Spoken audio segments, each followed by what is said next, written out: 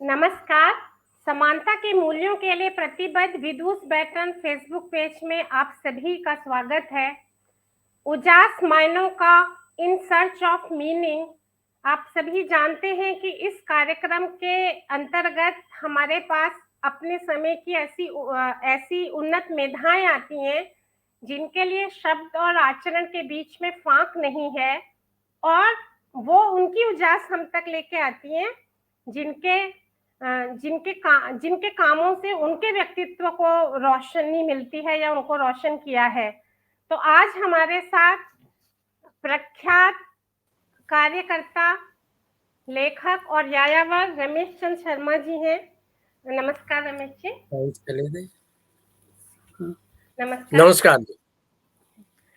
तो आज वो हमारे साथ हैं कि इन्होंने देश विदेश में भ्रमण, पैदल यात्रा, साइकिल यात्रा, हर तरह से यात्रा इतनी सारी की है, और सामाजिक, राजनीतिक, अकादमिक, लेखन सब क्षेत्रों में अपना इनका विविध क्षेत्रों में इनका योगदान रहा है।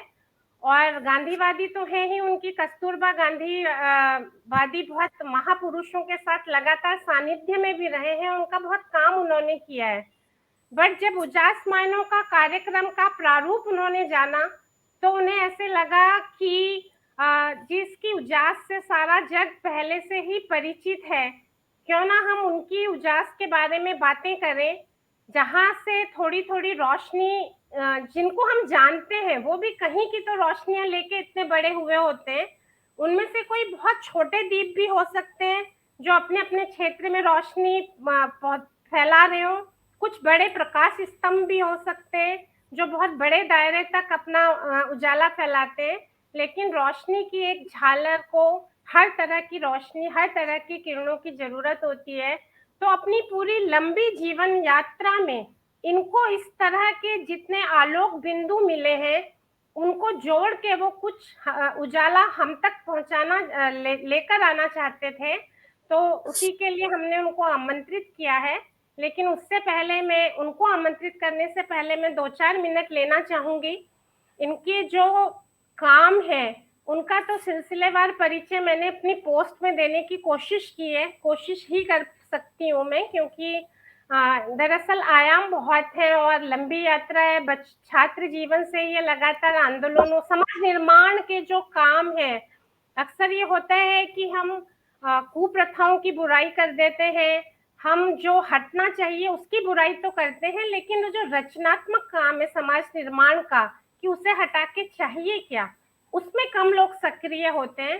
तो छात्र जीवन से ही उनकी सक्रियता बनी रही और 1950 की पैदाइश है, तो उतनी सारी यात्रा को तो हमें परिचय में संजोना हमारे वश की बात नहीं थी, पर थोड़े बहुत बिंदु मैंने दे दिए हैं। इस समय मैं परिचय बहुत शॉर्ट में ही देना चाहूंगी कि कितने तरह के आंदोलनों में वो लगातार सक्रिय रहे हैं, ये बताया था। उनकी कई सारी किताबें हैं जिनकी सूची में दे चुकी हूँ। जाग उठी तरुणाई, ये जो उनकी पुस्तक है, इसका कन्नड़ में और उड़िया में अनुवाद भी हुआ है और वो परिचित भी हुई है। तो नाम भी बहुत अच्छा लगता है, जाग उठी तरुणाई। नाम से ही लगता है कि जो उनकी चेतना है वो बदलाव की तरफ है, दृष्टि आगे की तरफ देखती है कि पीछे के यथास्थिति जड़ ढांचे टूटने चाहिए, ऐसा नाम शीर्षक से ही लगता है। तो एक बार आप कवर भी दिखा दीजिएगा रमेश जी।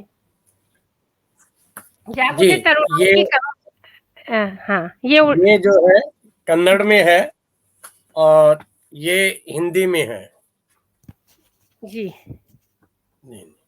कवर पृष्ठ भी सुंदर है, एक आशा देता हुआ सा लगता है, और इनकी बातों में से भी उम्मीद झलकती है। तो परिचय की चीजें मैंने पोस्ट में डाली भी हैं।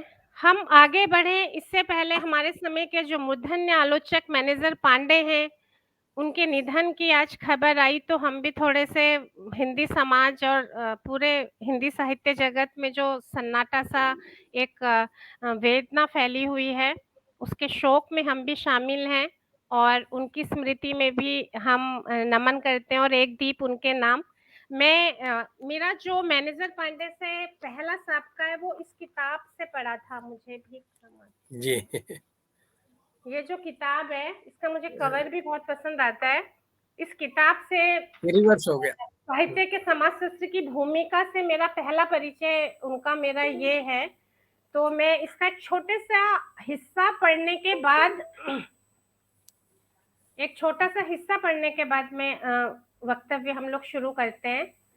तो उसकी साहित्य के समाजशास्त्र की भूमिका में वो लिखते हैं कि आजकल हिंदी आलोचना के सामने एक चुनौती है साहित्य में व्यापक पाठक समुदाय की गहरी दिलचस्पी पैदा करना और उसे बनाए रखना। यह आलोचना का एक सांस्कृतिक और सामाजिक दायित्व भी है।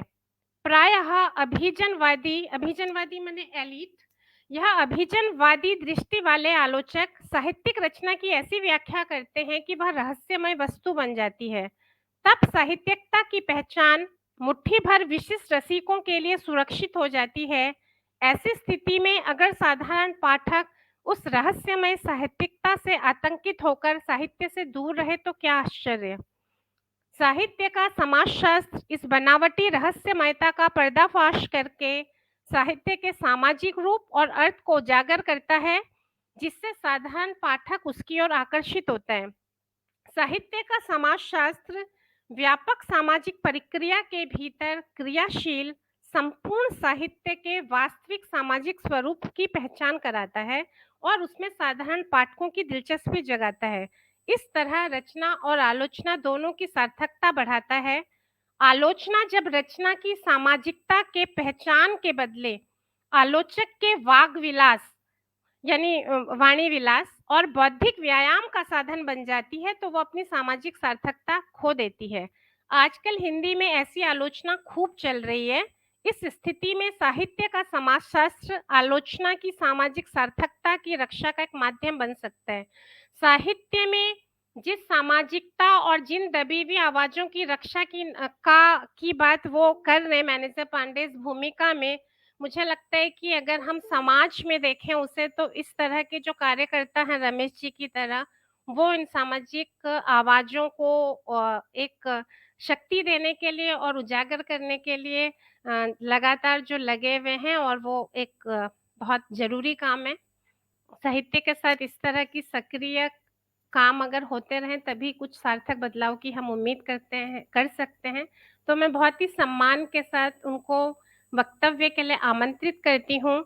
और योगेंद्र आहूजा जी वरिष्ठ कथाकार हमारे साथ जुड़े हैं और शिवी सिंह जी जुड़े हुए हैं।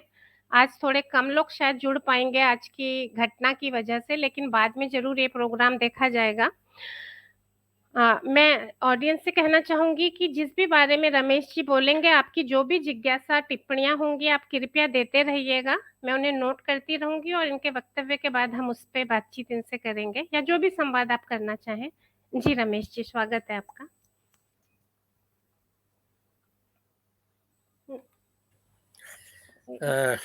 दुखद घटना समाचार आज आया, लक्ष्मी जी ने बताया, पर ये भी सच्चाई है कि ऐसे लोग मरा नहीं करते। ऐसे लोग जिंदा रहते हैं अपने विचारों में, संस्कारों में, यादगारों में, स्मृतियों में। तो मनिंदर पांडे जी भी हमारे विचारों में एक प्रकाश स्तंभ की तरह, दीपक की तरह हरदम रहेंगे, ऐसा हम मानते हैं। और उनकी स्मृति में ही हम मानते हैं कि ये कार्यक्रम उनको समर्पित करते हैं हम। एक तरफ विधोत्मा विदु बिटन की तरफ और दूसरी तरफ मैनेजर जी जैसे जितने लोग हैं उनकी स्मृति को प्रणाम करते हुए मैं अपनी बात शुरू करता हूं। आपने सही कहा, अगर हम कण कण क्षण क्षण पल पल को देखें तो उसमें परमात्मा व्याप्त है। और उस भगवान की भूमिका को अगर हम देखें तो हमारे भगवान शब्द की व्याख्या करते हुए लिखा गया, वैसे भूमि जैसे गगन वैसे वायु न्याय से नीर ऐसे अग्नि। तो इस तरह से ये पूरा 5 तत्व का जो है वही पुतला भगवान है और वही हम हैं, उसी से हम बने हैं और ये प्रकृति भी पूरी उसी से बनी है। तो इस सब को याद करें। आज मैनेजर पांडे जी का पंचतत्व का पुतला हमसे व्यापक ज्यादा हो गया। अभी तक सीमित था, मर्यादा में था, पंचतत्व में सीमित था, मगर अब व्यापक हो गया। दूसरी तरफ मैं शुरू करता हूं।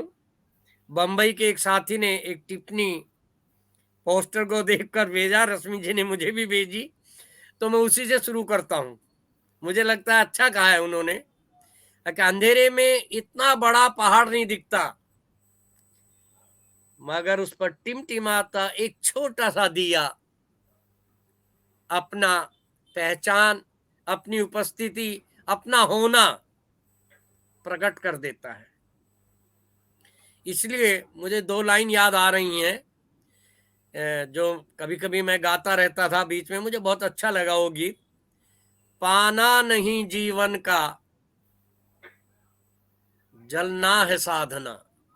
पाना नहीं जीवन का, जलना है साधना। जलना है साधना। धुएं सा जीवन मौत है। धुएं सा जीवन मौत है। जलना है साधना। जलना है साधना। सूर्य जलता है, हरदम जलता रहता है। दीपक जलता है, दीपक का अस्तित्व जब तक वो जलता है तभी तक दीपक है। तो मनुष्य का जीवन भी जलता रहे, चलता रहे, ये सातत्य और सत्य की जरूरत है। इसको जानना, समझना चाहिए, मानना चाहिए। इस जीवन की तलाश क्या है? बिंदु से सिंधु, शून्य से अनंत, व्यक्ति से प्रकृति, जीवन से मौत तक का जो यात्रा है। और हम तो जो इस देश की परंपरा को मानने वाले लोग रहे हैं, पूर्व वाले लोग, वो मानते हैं कि मौत के साथ भी जीवन समाप्त नहीं होता, बल्कि आत्मा के रूप में उसका रूप परिवर्तित होता है, बदलाव होता है, नए कपड़े बदलते हैं। तो इस तरह का जो जीवन लेकर अगर हम चलें तो फिर एक व्यक्ति की बात नहीं हो सकती। हम पंच तत्व में जितने प्राणी हैं, प्रकृति में जितने जीव हैं, उन सबको व्यापकता से देखें और प्रेरणा उनमें से किसी से भी प्राप्त हो सकती है। और इसका बड़ा उदाहरण अगर हम देखें तो योग में देख सकते हैं। योग में पक्षियों के नाम से योग है, पशुओं के नाम से योग है, छोटे छोटे जानवरों के नाम से योग है। तो हमने उनसे सीखा। वो कहीं मोर के नाम से है, कहीं पेड़ के नाम से है। तो इस तरह से अगर हम देखें तो ये पूरी प्रकृति का एक अपना एक संसार है, एक अपनी सोच है, एक अपना रास्ता है। इसमें बहन जी ने परिचय देते हुए कहा कि घुमक्कड़ या यायावर, घुमंतु की बात कही। यात्राएं दो तरह की हैं।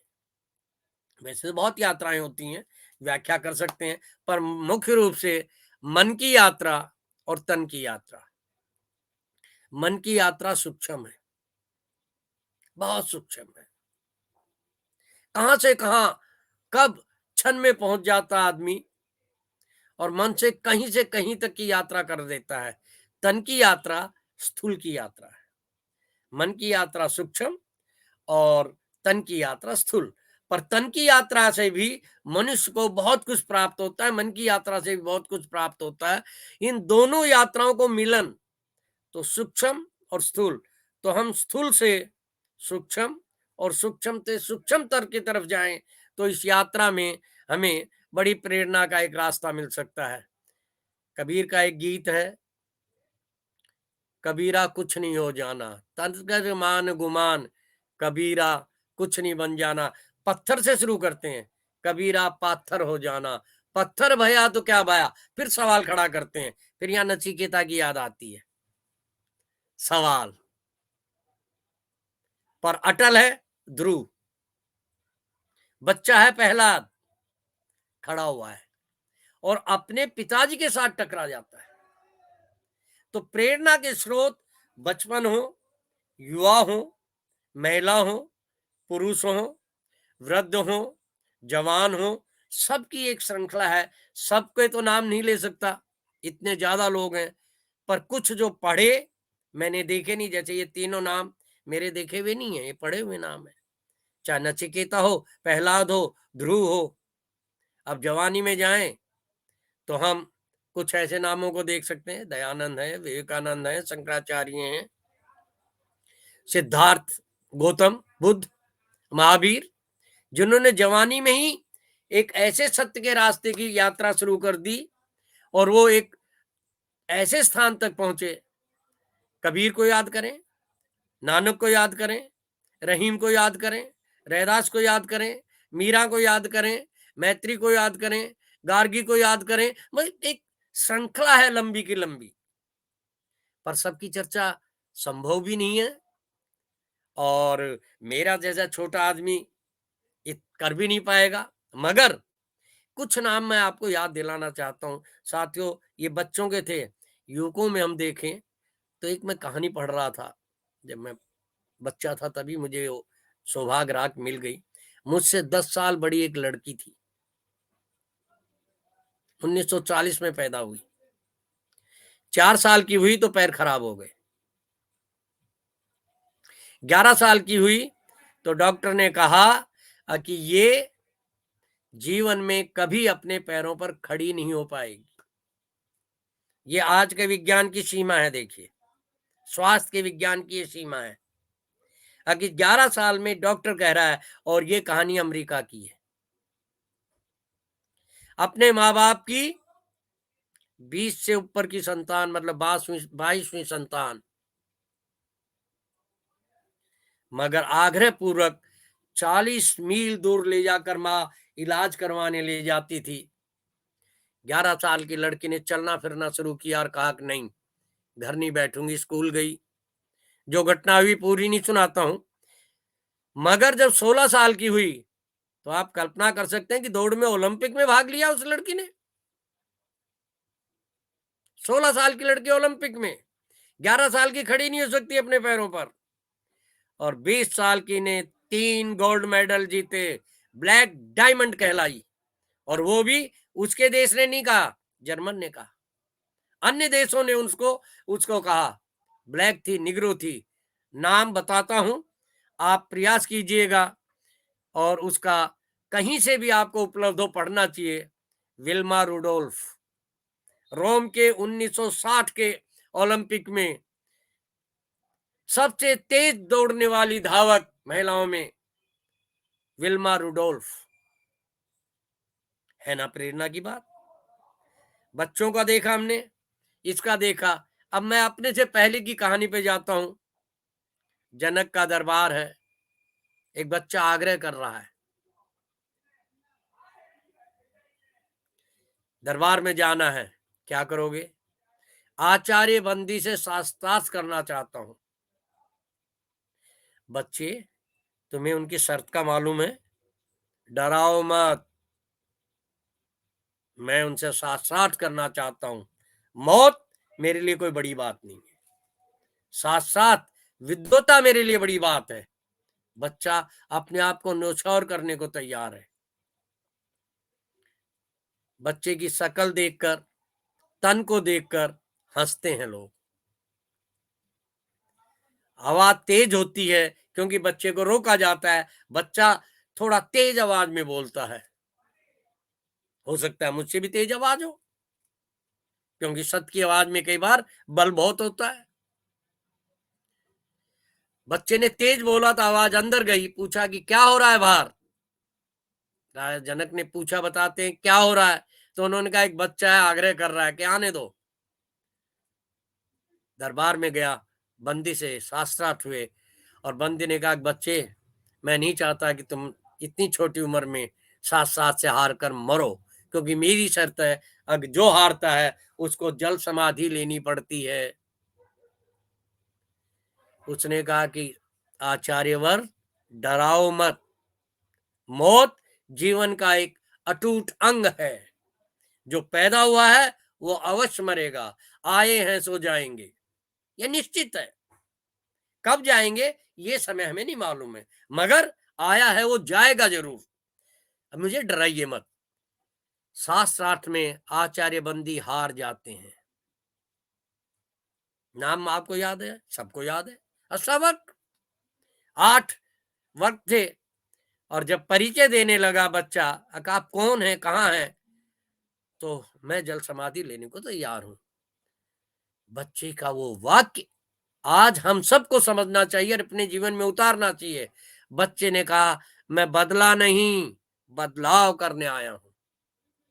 आपके इस नियम को मैं माफ करता हूं। आज से जो हारे जीते उसको नहीं, विद्वता समाज में जिंदा रहनी चाहिए, ये बात अष्टावक्र कहता है। और आचार्य बंदी जो अपने आप को बहुत बड़ा विद्वान मानते थे, लोग मानते थे, वो शर्मिंदा होते हैं कि एक बच्चा से हारा हुआ, उसने कहा मैं आपको माफ करता हूं और मैं चाहता हूं कि आप जिंदा रहें। बल्कि मेरी शर्त यह है कि आप बेमौत नहीं मरे, आप जिंदा रहें और समाज को दें, क्योंकि विद्वानों की आवश्यकता है समाज को। तो ये कहकर वो बच्चा कहता है, और फिर परिचय देता है, आचार्य बंदी मैं परिचय दे दूं आपका, मैं उस पिता का बेटा हूं जो आपकी उस शर्त के कारण इस संसार से चला गया। आचार्य कौटक का बेटा हूं मैं। तब बंदी और ज्यादा दुखी होते हैं और उन्होंने कहा कि मैं पल पल मरूंगा, क्योंकि जिधर से निकलूंगा कहेंगे एक बच्चे से हारा हुआ आचार्य बंदी जा रहा है। तो बच्चे, तेने तो मुझे जीवन भर की मौत याद करने की बात दे दी। विद्वता के साथ विनम्रता, सहजता, सरलता कितनी जरूरी है, ये हमारे जीवन में हमें सीखने को मिलता है। हमारे आस पड़ोस में, हमारे आस पास में जरा सा भी अगर हम अपने दसों इंद्रियों को जागृत कर कर देखें, उनको भी नहीं तो केवल आंखों को, कानों को, नाक को, त्वचा को, थोड़े दिमाग को खोलकर चलें, तो हमें कितने ही दीपक जगह जगह मिलेंगे जिनसे हम प्रेरणा ले सकते हैं। और ये प्रेरणा समाज में आज, रश्मि बहन, बहुत कम हुई है। मैं तो ये स्वीकार करता हूँ, खत्म नहीं हुई है, खत्म होगी भी नहीं, क्योंकि प्रकृति कभी बांझ नहीं होती है, धरती कभी बांझ नहीं होती है, मगर समय के साथ जैसे लहरों में बदलाव रहता है, उस तरह का बदलाव जीवन में भी, युग में भी, सालों में भी आता रहता है। और उसी के कारण हमें जगह जगह ये चीजें देखने और समझने को मिल जाती हैं। मित्रों, छोटी उम्र में ही दिल्ली आ गया। उस टाइम की दिल्ली बहुत छोटी दिल्ली थी। शहर Delhi gate, Mori gate, Kashmiri gate, Mori gate, Lahori gate, Ajmeri gate, Turkman gate, Delhi gate, इससे बंधा हुआ शहर दिल्ली था। आज दिल्ली कहाँ है, कल्पना कीजिए। हमारे देखते देखते सादरा से आदमी चलता था, उत्तर प्रदेश था, दिल्ली नहीं था। कहाँ जा रहे हो, दिल्ली जा रहा हूं। मेहरौली से चलता था आदमी, कहाँ जा रहे हो, शहर जा रहा हूं दिल्ली। गुड़गांव से चलता था, गुड़गांव छोड़िए, रंगपुरी, महिपालपुर, टटेसर, जौंती, बवाना, नरेला, अलीपुर, ये जितने आसपास के गांव थे, इवन शकरपुर, जो सिर्फ, अब तो जरा, तब तो लंबा पड़ता था, अब तो बहुत नजदीक हो गया। आईटीओ जाने के लिए केवल 5 किलोमीटर पड़ता है जहां हम रहते हैं, मगर उस टाइम पहले झील जाना पड़ता था, झील से फिर लोहे के पुल पर जाना पड़ता था, लोहे के पुल से पार करते थे, बीच में फिर नाव का पुल भी आ गया था, कहीं कहीं बनता था, कभी कभी पंटून का पुल भी बनने लग गया था, मगर ये रास्ता था। ये दिल्ली आज कितना विस्तृत हुई है, समाज में स्थूल का विस्तार हुआ है, सूक्ष्म गायब हुआ है। हम सूक्ष्म की यात्रा की तरफ कैसे बढ़ें। हमारा समाज जब साधन संपन्न भी था और साधना संपन्न भी था, जब सो कॉल्ड तथाकथित विज्ञान विकसित नहीं हुआ था, हमारी सोच बहुत व्यापक थी। मुझे मेरी माँ की बचपन की कहानी याद आती है। कथा करती थी, अनपढ़ थी, मगर मंगलवार को हनुमान चालीसा पढ़ो, गुरुवार को बृहस्पति भगवान की वो पढ़ दो, शनिवार को शनिचर भगवान की पढ़ो, सोमवार को शिव जी की पढ़ो। ऐसा करके करते हमको क्या लोभ होता था, प्रसाद मिलेगा। प्रसाद के लोभ में हम उसको सुना देते थे, क्योंकि मैं दिल्ली था तो कभी जाता था वहां। 2 महीने की छुट्टी में, विशेषकर दशहरे की छुट्टी में जाते थे। तो ऐसे जब भी छुट्टियां होती थी 150 किलोमीटर जाना पड़ता था। मगर माँ एक नारा लगवाती थी हर पूजन के बाद। आज मुझे उस व्यापकता समझ में आती है उस नारे की। धर्म की जय हो, अधर्म का नाश हो, प्राणियों में सद्भावना हो, विश्व का कल्याण हो। धर्म कभी उसने हिंदू, मुस्लिम, सिख, ईसाई, जैन, पारसी, बौद्ध भाई कुछ नहीं कहा। धर्म की जय हो, जहां भी धर्म है उसकी जय होनी चाहिए। अधर्म, असत्य, झूठ जहां भी है उसका नाश होना चाहिए। मनुष्यों में नहीं, प्राणियों में सद्भावना हो। कितना व्यापक था। प्राणी, चाहे वो पेड़ है, लता है, पौधे हैं, चाहे छोटी सी समुद्र में उपजी हुई काई है, कानव है, देह है, जीव जितनी उसके अंदर पेड़ पौधे हैं उनको, लताएं हैं उनको, और जीव जंतु हैं उन सबको अगर हम मिलाकर देखें तो बिंदु से सिंधु की यात्रा को हमको समझ में आने लगती है। और यही मनुष्य की प्रेरणा का है। व्यक्ति विशेष पर कभी बात की जा सकती है, करनी भी चाहिए, मगर मुझे लगा कि मैं व्यापक रूप से तलाश करूं। अंधकार में, विशेषकर आज दिल्ली के आसपास नहीं मिलता है, मगर पहाड़ पे जाइए,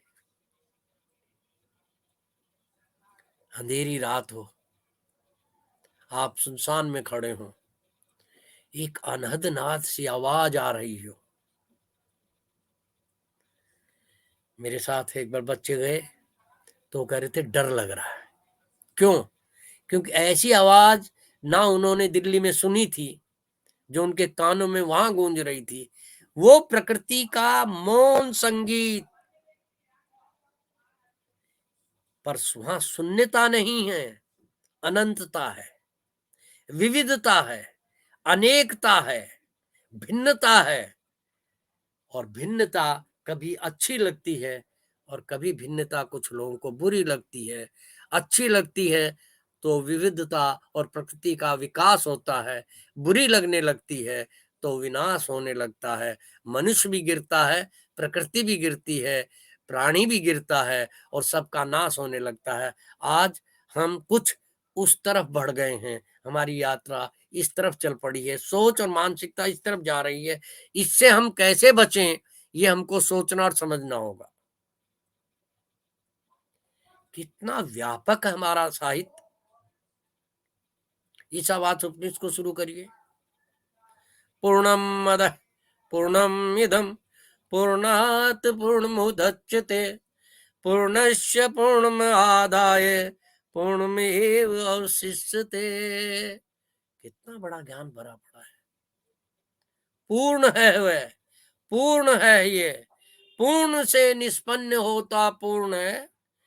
पूर्ण में से पूर्ण को यदि ले निकाल, शेष तब भी पूर्ण ही रहता सा। शून्य का एहसास पूर्व में पहले हुआ। इस शून्यता से अनंत तक की यात्रा, स्थूल से सूक्ष्म तक की यात्रा, यही मुझे लगता है इस प्रकृति की चाह है। कितना सोच समझकर इस मंत्र का प्रारंभ होता है। फिर ईशावास्य उपनिषद शुरू करता है, ईशावास्यमिदं सर्वं यत्किंच जगत्याम जगत तेन तयक्तेन भुंजीथा माग्रधा कस्य सिद्धनम। ईश का आवास यह सारा जगत, जीवन यहाँ जो कुछ उसी से व्याप्त है, अतएव करके त्याग उसके नाम से, तू भोग कर उसका तुझे जो प्राप्त है। भोग संयम के साथ, सहजता और सरलता के साथ, उपभोक्तावाद नहीं, कंज्यूमरिज्म नहीं। इस स्थिति में अगर हम देखें तो मुझे लगता है कि आप सही कह रहे हैं कि जो लोग आए संपर्क में उनकी बात कर रहा हूं, मैं बीच बीच में उठाता हूं। जब मैं दिल्ली पहुंचा तो मैं पुरानी दिल्ली में रहता था। सीबी साहब, मेरा परिचय विभिन्न लोगों से हुआ जो मेरे आस पड़ोस में थे। मैं उनके कुछ नाम गिनाता हूँ। लाला रूप नारायण जी चरखे वालान में रहते थे, मकान हवेली नंबर 3709।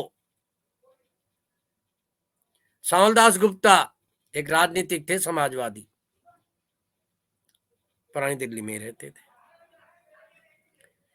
यशपाल मित्तल जी, Yashpal Jain ji, Janendra Kumar Jain ji, Gopinath Aman ji, doctor Yudhvir Singh ji,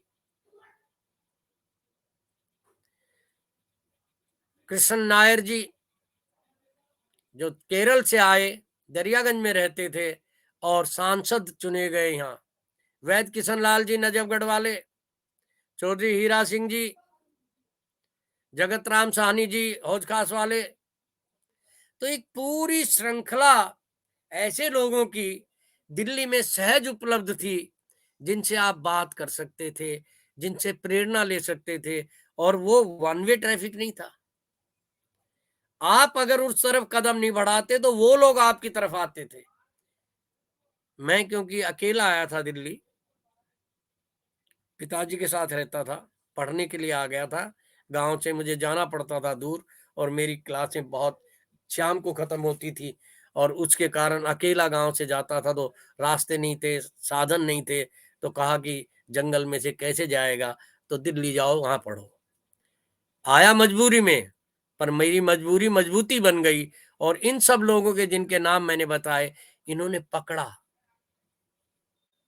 Delhi public library का दरवाजा डॉक्टर युद्धवीर सिंह जी ने खोला हमारे लिए। शनिवार की शाम गोपीनाथ अमन जी के साथ, क्यों, साहित्य की चर्चा, कभी कवाली, कभी गजल, कभी कविताएं, उनका पाठ।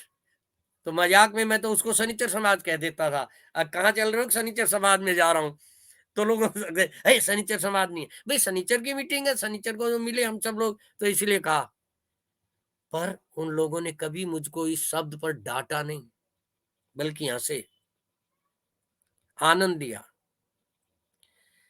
खारी बावली से चलता था, नई सड़क होता हुआ, चावड़ी बाजार होता हुआ, उर्दू बाजार होता हुआ दरियागंज आते थे। रास्ते में मीर मुश्ताक अहमद जी मिल जाते थे। उर्दू बाजार में चार पाई पर बगैर चद्दर बिछाए बैठे हुए हैं, पान मुंह में है। दिल्ली कोऑपरेटिव बैंक के संस्थापक, इतने बड़े आदमी, पर सहजता, जाते हुए बच्चों से कहाँ जा रहे हो, कौन हो, क्या नाम है, कैसे आए हो, संपर्क बढ़ता चला जाता है। जीवन जुड़ते चले जाते हैं। आज मुझे याद आता है 15 अगस्त और 26 जनवरी, विशेषकर 2 अक्टूबर भी मनाते थे, पर ये दो त्योहार ज्यादा व्यापक मनाते थे। हर गली में कोई ना कोई एक स्वतंत्रता सेनानी या एक जागरूक नागरिक होता था, और हर गली मोहल्ले का अपना झंडा अभिवादन होता था। लोग कम आते थे चाहे, मगर कम से कम कई हजार झंडा अभिवादन केवल पुरानी दिल्ली के हिस्से में होते थे, तो संख्या अगर कम भी होती थी, सबको मिलाकर एक बड़ी संख्या बन जाती थी। इकाई, ढाई, सैकड़ा, हजार, शून्य बहुत सारी पड़ी हुई है समाज में, इकाई नहीं मिल पाती। इकाई शून्य के इधर लग गई पीछे, तो मात्रा, उसकी ताकत कितने परसेंट नीचे चली गई, कितने प्रतिशत नीचे गई। मगर इकाई अगर शून्य से पहले लग गई तो हर इकाई के बाद कई गुना बढ़ोतरी, इकाई, ढाई, सैकड़ा, हजार और फिर अनंत तक जाती है। मैं कहना चाहता हूं, नाम व्यक्ति के चले जाते हैं, व्यक्ति बहुत पैदा हुए, अनजान भी बहुत हैं, जिन्होंने समाज के लिए बहुत ही व्यापक काम किए हैं, जिनके नाम आज भी साहित्य में भी नहीं है, इतिहास में भी नहीं है, यादगार में भी नहीं है। कितनी दुनिया में आविष्कार हुए होंगे जिनको देखकर हम कह सकते हैं। अभी जीवितों में दलाई लामा जी, 14वें दलाई लामा जी से मिलना कई बार हुआ, लगता है एक सत्पुरुष है। विभिन्न शंकराचार्यों से मिलना हुआ, जैन मुनियों से मिला, विद्यानंद मुनि जी, आचार्य तुलसी, 24 पंथ की बात करें तो महाप्रज्ञ जी, काफी विद्वान लोग रहे जिनसे संपर्क बहुत अच्छे हुए। महात्माओं से बहुतों से मिलने का अवसर मिला, क्योंकि घुमक्कड़ खाना बदोशी का ये फायदा मिला कि दर्शन लाभ, ज्ञान लाभ, प्रेरणा, इतने दीपक देखने का अवसर मिला है। उसके सामने हमें लगता है हम तो बहुत छोटे हैं, इसलिए कई बार लगता है अंधकार को क्यों धिक्कारें, आओ एक दीप जलाएं। ये मिट्टी का दिया रविन्द्रनाथ टैगोर की उस कविता को याद दिलाता है, जब सूर्य जा रहा है, अब मेरा काम कौन करेगा। एक मिट्टी का दिया, जितनी क्षमता है उसके हिसाब से मैं जलूंगा। हमने जलना छोड़ा है, जलाना प्रारंभ कर दिया है। जब जलाते हैं, नफरत फैलती है, द्वेष फैलता है, भय फैलता है, भूख फैलती है, तड़प फैलती है। हम खुद जलें, दूसरे को जलाएं नहीं। हमारी अग्नि सूरज की अग्नि हो, जो पेड़ पौधों और प्रकृति को, मनुष्य को, हर प्राणी को जीवन देती है। हमारी अग्नि चूल्हे की अग्नि हो, जो भोजन पकाए।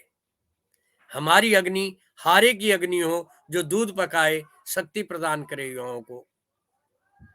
अगर ये हम करें और ये ढूंढें, तो आज भी गांव गांव में छोटे छोटी जगह लोग मिल जाते हैं।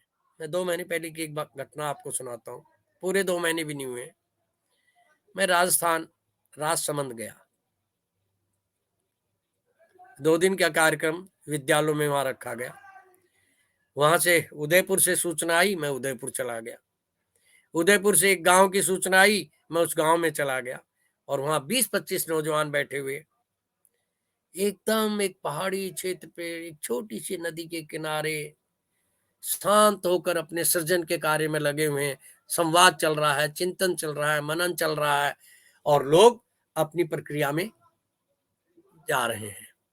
वहां से मुझे एक साथी का फोन आया, अगर आप इतना नजदीक पहुंच गए हैं, तो आपसे केवल 100-125 किलोमीटर दूर मैं बैठा हूं, आप आएंगे तो अच्छा लगेगा। शिवी भाई, रश्मि बहन, उस साथी का नाम है राजेंद्र सिंह।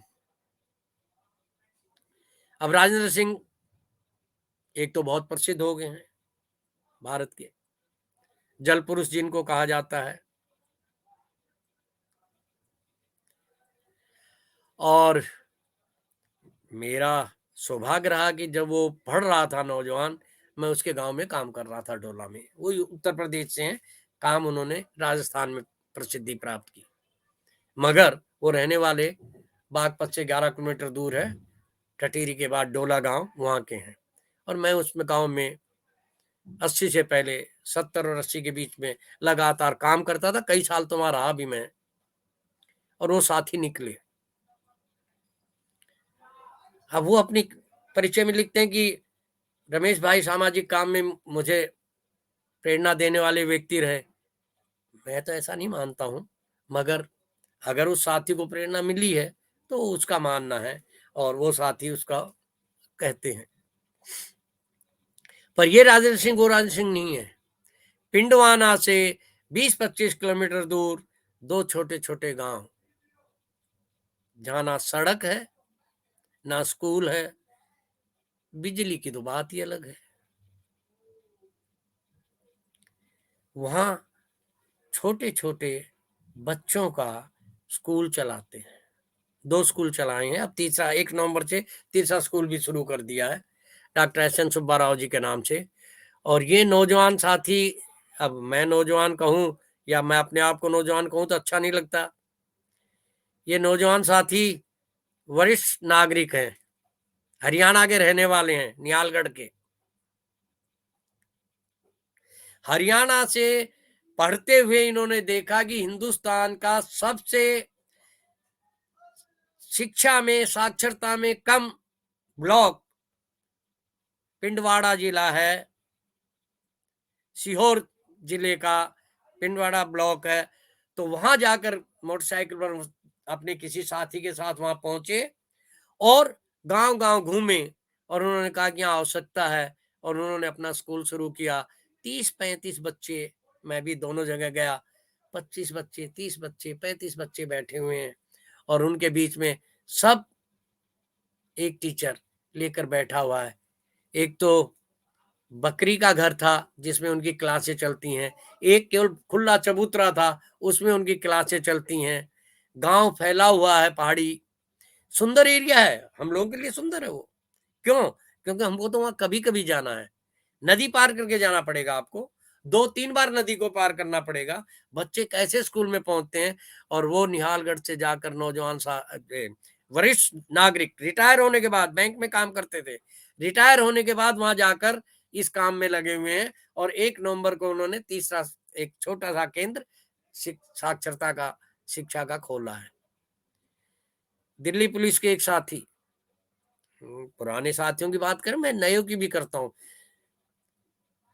एसआई थे दिल्ली पुलिस में, बड़ौद के रहने वाले संजय राणा। दिया जल गया कुछ लोगों से मिलकर, मन में आग लगी, इस्तीफा दे दिया पुलिस से। बेटी है, पढ़ रही है, पर इस्तीफा देकर गांव में जाकर वापस अपने गांव में बैठ गए, और आसपास के विद्यालयों में जागृति के काम में लगे हुए। पहले ट्रैफिक से शुरू किया, पर्यावरण पर आए, शिक्षण, पर्यावरण।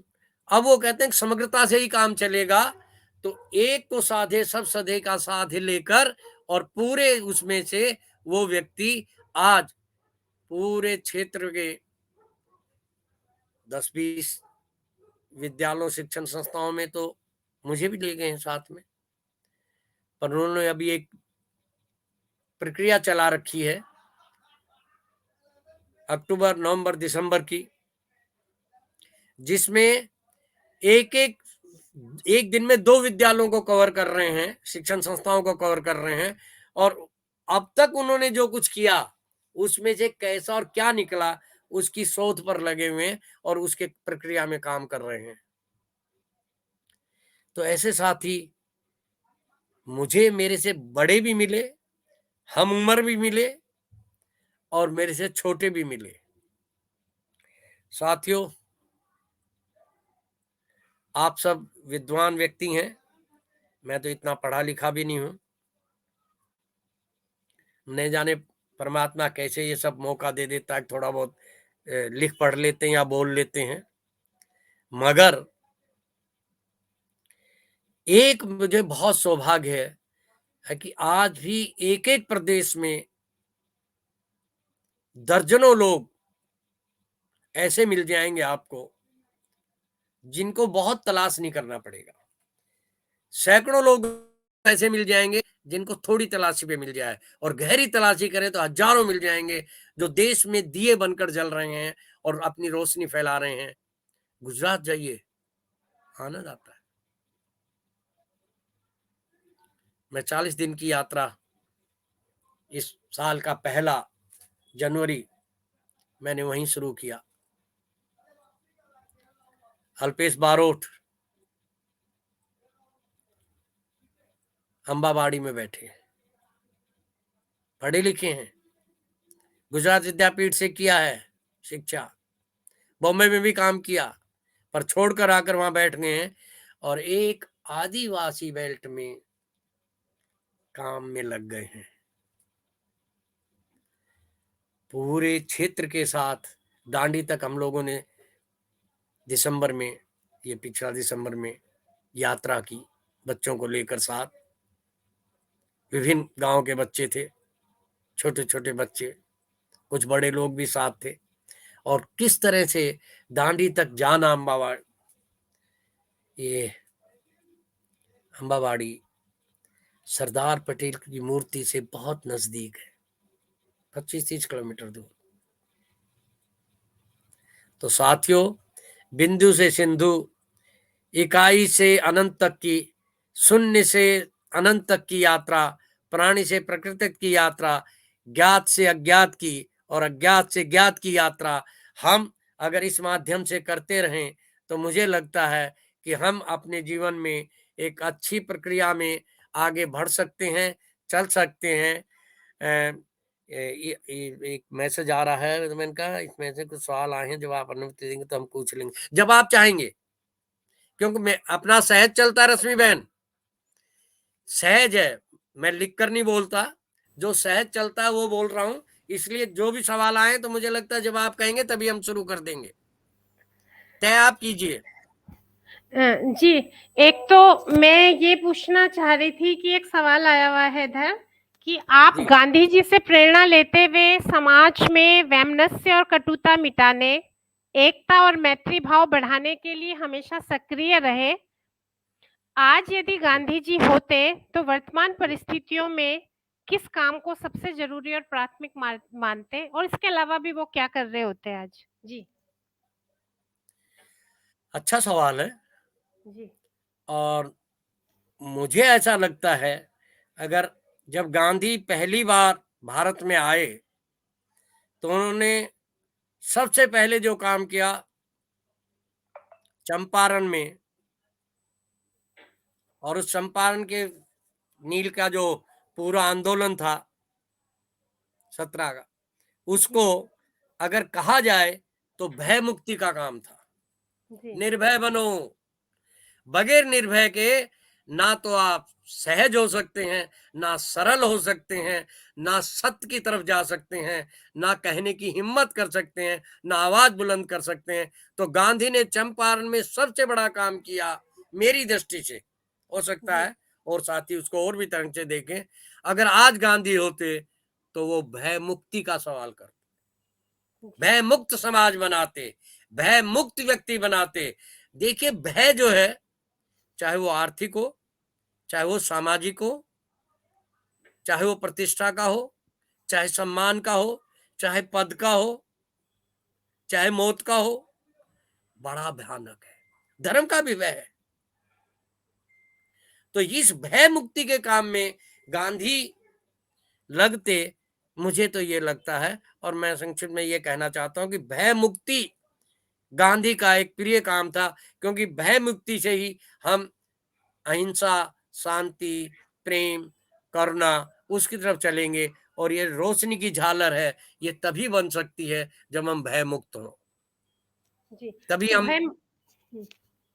जी। जी। आपने बताया कि भय मुक्ति उनकी पहली प्राथमिकता होती है अगर गांधी जी होते, तो मेरी भय दृष्टि से मैं ऐसा मानता हाँ, हूँ जी। तो वो भय मुक्ति के लिए क्या करते? जैसे गांधी जी जो भी अब करते ये थे तो गांधी उसके गांधी को कोई प्रिडिक्ट नहीं कर सकता वो क्या करते क्योंकि 1930 में एक जगह बैठे हुए हैं। जी। मैं आपको एक किस्सा मैंने पढ़कर दे लगा मुझे। जी, जी, गांधी एक जी। जगह बैठे हुए हैं, हुँ, समुद्र के किनारे बैठे हुए हैं जी। और अचानक उठते हैं, ऐसा कहा किसी उसने लिखा है पत्रकार ने, और कहा कि अब मैं कुछ करूंगा। ये अचानक मन में आई बात। और हुँ, क्या बात थी? नमक सत्याग्रह। लेख लिखे, पत्र लिखे वायसराय को, जानकारी भेजी। इस नमक के द्वारा कितने करोड़ का आप वसूली करते हैं आम जनता से, और नमक सबसे जरूरी चीज है। हवा पानी इनके बाद, भोजन के बाद नमक सबसे जरूरी चीज है। हर इंसान, गरीब से गरीब और अमीर से अमीर इसका प्रयोग करता, इवन पशु भी प्रयोग करते हैं। ऐसे पे टैक्स लगाकर आप ये जो कर रहे हैं ये अन्याय है। और अचानक करते हैं, निकल पड़ते हैं हुँ, 78 लोगों को लेकर दांडी की यात्रा पर। जी। चलो, और निकलते समय बहन जी जो शब्द प्रयोग किए, आमतौर पर गांधी ऐसे प्रयोग हुँ, नहीं करते। जी। उन्होंने कहा कुत्ते और कौवे की मौत मरूंगा, हुँ, मगर आजादी नहीं मिली तो लौट कर साबरमती आश्रम नहीं आऊंगा। और आप और हम ये जानकर आश्चर्य करेंगे कि गांधी उसके बाद 1930 के बाद कभी साबरमती आश्रम नहीं जा पाए। आजादी मिली, एक बार उनको अहमदाबाद गए, मगर परिस्थिति ऐसी थी कि वो साबरमती आश्रम नहीं गए, जबकि साबरमती आश्रम की जमीन गांधी ने खरीदी थी।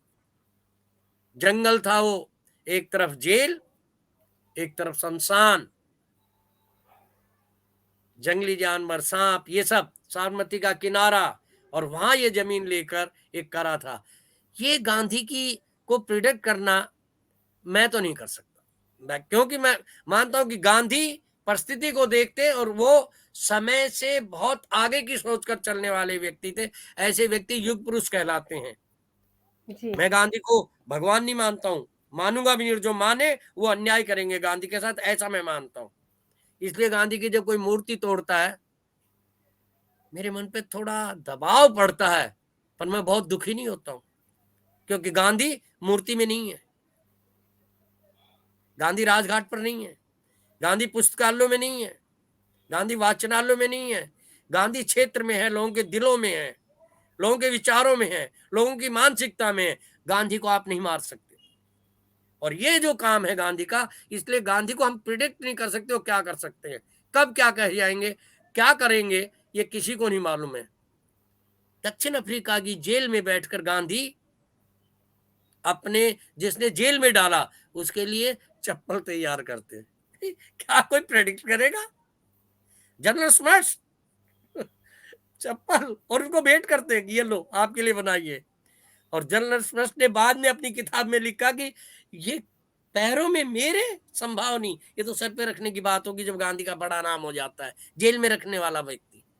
तो हम बदला नहीं, बदलाव चाहते हैं। बदलाव के लिए गांधी कौन सा कदम उठाएगा ये कहना आसान नहीं है। जी, गांधी उपवास करता है, गांधी जी, धरना देता है, गांधी यात्रा शुरू कर देता है, गांधी जागृति करना शुरू कर देता है, गांधी पैसा मांगना शुरू कर देता है हरिजन सेवा के नाम से। तो गांधी कहीं आश्रम बनाकर बैठ जाता है, कहीं चरखे की खोज करवाता है, कहीं कताई बुनाई शुरू करवाता है, तेल घानी का काम शुरू करवाता है, कहीं बैठ कर गया कि नहीं, गांव में चूल्हा ऐसा बनाइए जो धुआं रहित तो, जो महिलाओं के लिए दिक्कत ना हो। तो गांधी को हम प्रिडिक्ट नहीं कर सकते, वो समझता, जो आश्रम में आएगा उसको शौचालय सफाई कंपलसरी करनी पड़ेगी आवश्यक रूप से, चाहे कोई भी हो। अब ऐसे आदमी को हम प्रिडिक्ट करेंगे वो क्या करेंगे वो व्यक्ति तो उस टाइम में उन्होंने लिख दिया कि ये प्रकृति जी, आवश्यकताएं सबकी पूरी कर सकती है, मगर लालच। लोभ एक आदमी का नहीं, लालच एक व्यक्ति का नहीं। ऐसे व्यक्ति को कौन कहे? वो नमक वाली बात पर मैं एक किस्सा सुनाना चाहता हूँ आपको, अगर आप कहें तो, मुझे जी, याद आ रहा है। जी, मोतीलाल नेहरू जी से किसी ने पूछा कि मोतीलाल जी, देश की आजादी का मामले में आप सब लगे हुए हैं और गांधी जी तो नमक यात्रा की बात कर रहे हैं, नमक लगाने बनाने की बात कर रहे हैं, आप इस पर क्या कहना चाहते हैं? दुर्भाग्य है, मालूम नहीं। तो उन्होंने पत्र भी लिख दिया गांधी जी को, जी। बापू, देश आजादी मांगता है और आप नमक की बात करते हैं। गांधी ने एक लाइन का जवाब दिया जो आपको हर जगह किताबों में भी मिल जाता है, आपके संग्रहालयों में भी मिल जाता है। प्रिय मोती, करके देखो प्यारा बापू। और जब वो पोस्ट कार्ड मिलता है तो ये गांधी की ताकत है कि मोतीलाल जी ने पढ़ा और पढ़ते कहा कि बापू ने कहा लिखा है तो कुछ ना कुछ दम है, और घोषित करते हैं कि मैं कल नमक के इस कार्यक्रम के लिए तैयार रहूंगा। कुछ घंटों के बाद ही पुलिस घेरा डाल लेती है आनंद भवन पर। मोतीलाल जी से जब पूछा गया तो उन्होंने कहा कि करके देखने की बात तो दूर है, ये तो कहने पे ही शुरू हो गया, कहते ही एक्शन शुरू हो गया है और पुलिस ने घेरा डाल लिया है। तो आदमी गांधी के प्रति लोगों के मन में श्रद्धा क्यों थी, कैसे थी, ये कभी कभी गहरी शोध की तलाश की जरूरत है। मुझे तो नहीं मिली, पर मुझे मालूम है क्योंकि गांधी जो करते थे वो ही कहते थे, और जो कहते थे वो करते थे, जो नहीं कहते थे वो नहीं करते थे, जो उनको कहना होता था वो ही करते थे। ऐसा मुझे लगता है, इसलिए गांधी पर लोगों की श्रद्धा थी। हर व्यक्ति गांधी को अलग अलग राह वाला भी मानता था। तो ये मुझे लगता है कि इतना पर्याप्त होगा। अब मुझे मालूम नहीं मैं क्लियर कर पाया कि नहीं। नहीं, बात आपने जो पीछे के अतीत के प्रसंग गांधी जी से रिलेटेड सुनाए, तो वो अपने आप में थोड़ा-सा उधर की तरफ इंगित करते हैं कि वो क्या रास्ता अपनाते। पर जी, मेरा सवाल ये भी है कि जब गांधी जी जिस समय काम कर रहे थे, उस समय जी, उन्होंने देखा कि एक तरफ तो देश की आज़ादी का संघर्ष था, लेकिन एक तरफ जा रहे हैं तो स्त्री के पास पहनने के लिए कपड़े नहीं हैं, फिर जी, जी, रोटी नहीं है लोगों के खाने के लिए। तो जी हाँ, उनका वो एक ऐसे सिर्फ लक्ष्य इतना न मतलब भय मिटाना है, तो भय अगर वो आर्थिक अभाव से आ रहा है, तो कैसे वो चरखे से दूर होगा, या औरतों को घर से जी, बाहर जी, जी। निकाल के कपड़ा कैसे आपने दूर सही होगा। एकदम सही तो कहा। मैं जस्ट ये कहना चाह रही कि जो बहुत बड़ा लक्ष्य होगा निर्भय रहने का, उसमें जी, आर्थिक, सामाजिक जिस तरह का वो भय है, उसके लिए उनके पास एक रचनात्मक कार्यक्रम होता था। तो मैं गांधी जी को थोड़ी देर के लिए छोड़ देते हैं। मैं ये पूछना चाहूँगी आपसे कि आप कह रहे हैं कि भय मुक्त होने का उनका पहला लक्ष्य होता है उनकी प्राथमिकता में। तो मैं ये कहना चाहूँगी कि आज की समय में जो भय हैं, बेरोज़गारी के भी हैं, सामाजिक किस्म के हैं, सुरक्षा के भय हैं, अभिव्यक्ति की आज़ादी के छीनने के भय हैं, इन जी, भयों जी, जी। से एक गांधीवादी कैसे जूझ सकता है, वो क्या करे?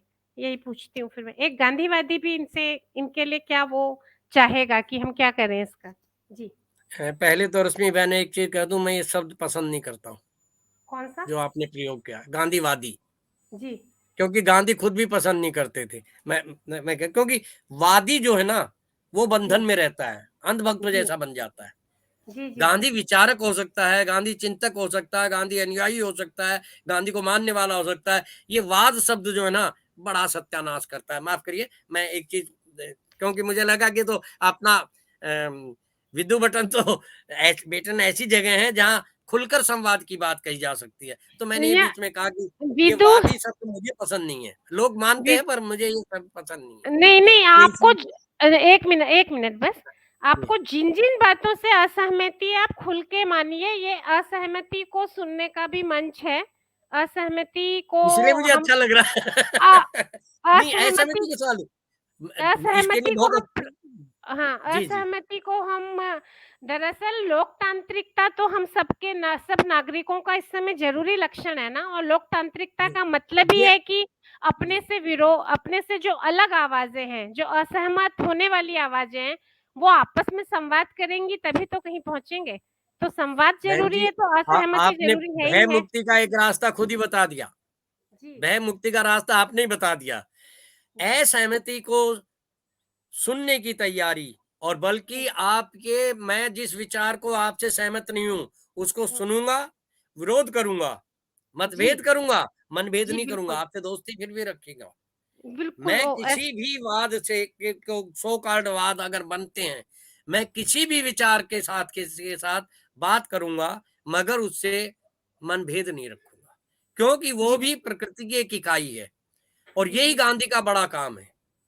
गांधी के विचार को भय मुक्ति केवल मैंने मेरे ख्याल में उस पर जोर नहीं दे पाया, इसलिए वो बात रह गई। मैंने कहा था भय मुक्ति केवल व्यक्ति की नहीं, सामाजिक, आर्थिक, सांस्कृतिक सांस्कृतिक, शैक्षणिक, राजनीतिक, धार्मिक, हर तरह की हमारे क्षेत्र में भय मुक्ति हो, तो चाहे वो आर्थिक हो, बेरोजगारी है, गांधी ने तो अपने रचना काम में कहा कि कितने काम जोड़े, गांव ग्राम उद्योग की बात करी, गृह उद्योग की बात करी, चरखे की बात करी, चरखा प्रतीक बना, और लोग कहते हैं चरखे का क्या असर पड़ा होगा, पर ये तो लंका शायर वालों से पूछो, अब उनकी मीलों पर क्या असर पड़ा था।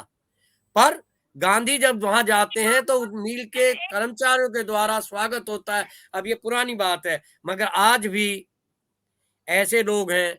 अभी इसी हफ्ते पिछले एक महिला का देहांत हुआ, इला बहन भट्ट, सेवा के संस्थापक, गांधी के मजूर महाजन में काम करती थी, लाखों महिलाओं को खड़ा कर दिया गुजरात में, छोटे छोटे काम करने वालियों को। कितना बड़ा संगठन, अंतरराष्ट्रीय ख्याति प्राप्त करी। सौभाग्य हमारा कि हम उनसे अनेकों बार मिले। याद आता, स्मृति है उनकी। अभी अभी हुआ है, इसी हफ्ते उनका देहांत हुआ है। तो ये प्रक्रिया जो है, जो भय मुक्ति की आप कह रहे हैं, आज की जो समस्याएं हैं, ये कोई समस्याएं आज विस्तार हुआ है उनका, मगर ये समस्याएं नई नहीं है। गांधी के टाइम में हिंदू मुस्लिम की समस्या थी, आज भी है। जी, लेखन की समस्या, उनकी खुद की किताब जब्त कर ली गई, उनकी किताब पर रोक लगी। वो समस्या जो आपने बताई वो भी उसमें थी। तो ये सब चीजें उस टाइम में थी, उसका विस्तार हो गया है। और आज उसके, क्योंकि हमने तकनीकी को इतना विस्तृत कर लिया है, तो इसलिए उसके जवाब भी हमको बहुत गहराई से सोचने पड़ेंगे और आज के संदर्भ में सोचने पड़ेंगे। पर गांधी उसके लिए प्रकाश स्तंभ है, वो हमको रास्ता बता रहा है। तो फिर हम सादगी पर आ जाएं, सहजता पर आ जाएं, सरलता पर आ जाएं, और भय मुक्ति होगी तो हम बोल सकेंगे। मुझे मार सकते हैं, अगर मैं भय मुक्त हूं तो मैं बोलते हुए नहीं डरूंगा, तो मैं कम से कम किसी भी अन्याय का विरोध करूंगा, किसी भी अत्याचार का विरोध करूंगा। आज हम मौन हो गए हैं बहन जी। संसद मौन है, सड़कें सुनी हैं। अगर गांधी आज होते तो सड़क पर होते। हम लोगों को जी, सड़क पर होना चाहिए। अपनी क्षमता के हिसाब से आप और हम करते हैं कुछ, मैं ये मना नहीं कर रहा, पर हम सड़क उतनी ताकत नहीं इकट्ठी कर पाए कि आज हम हजारों लाखों लोगों को सड़क पर निकाल देते, तो ये जवाब हो जाता। चाहे वो बेरोजगारी का मामला है, आज बहुत सारी चीजें सेंट्रलाइज के कारण, कहा गांधी तो विकेंद्रीकरण की बात कह रहे थे। आज क्या हम वापिस गांव की तरफ लौट सकते हैं? नहीं, लौटना होगा, किसानी की तरफ लौट सकते हैं। हमारी किसानी और युवा पीढ़ी, इन दोनों का एक गहरा संबंध है। हुँ, किसानी एक बड़ा रोजगार का साधन है। किसान साल भर तक हमारे दिल्ली को घेरे बैठे रहे, हमको समझना चाहिए, जवाब मिल रहा है। गांधी वहां हमको नजर आए, इसलिए मैं तो जाता था वहां, क्योंकि वहां मुझे गांधी नजर आते थे, वहां मुझे बदलाव नजर आता था।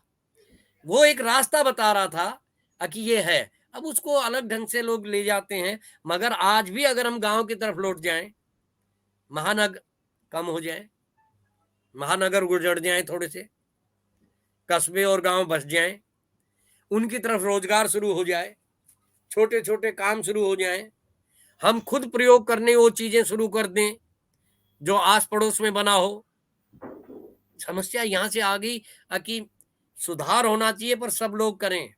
मैं पहनूंगा बाहर का कपड़ा, मैं खाऊंगा मल्टीनेशनल की चीज, और मैं स्वदेशी की बात कहूंगा तो लोग मुझे ढोंगी कहेंगे।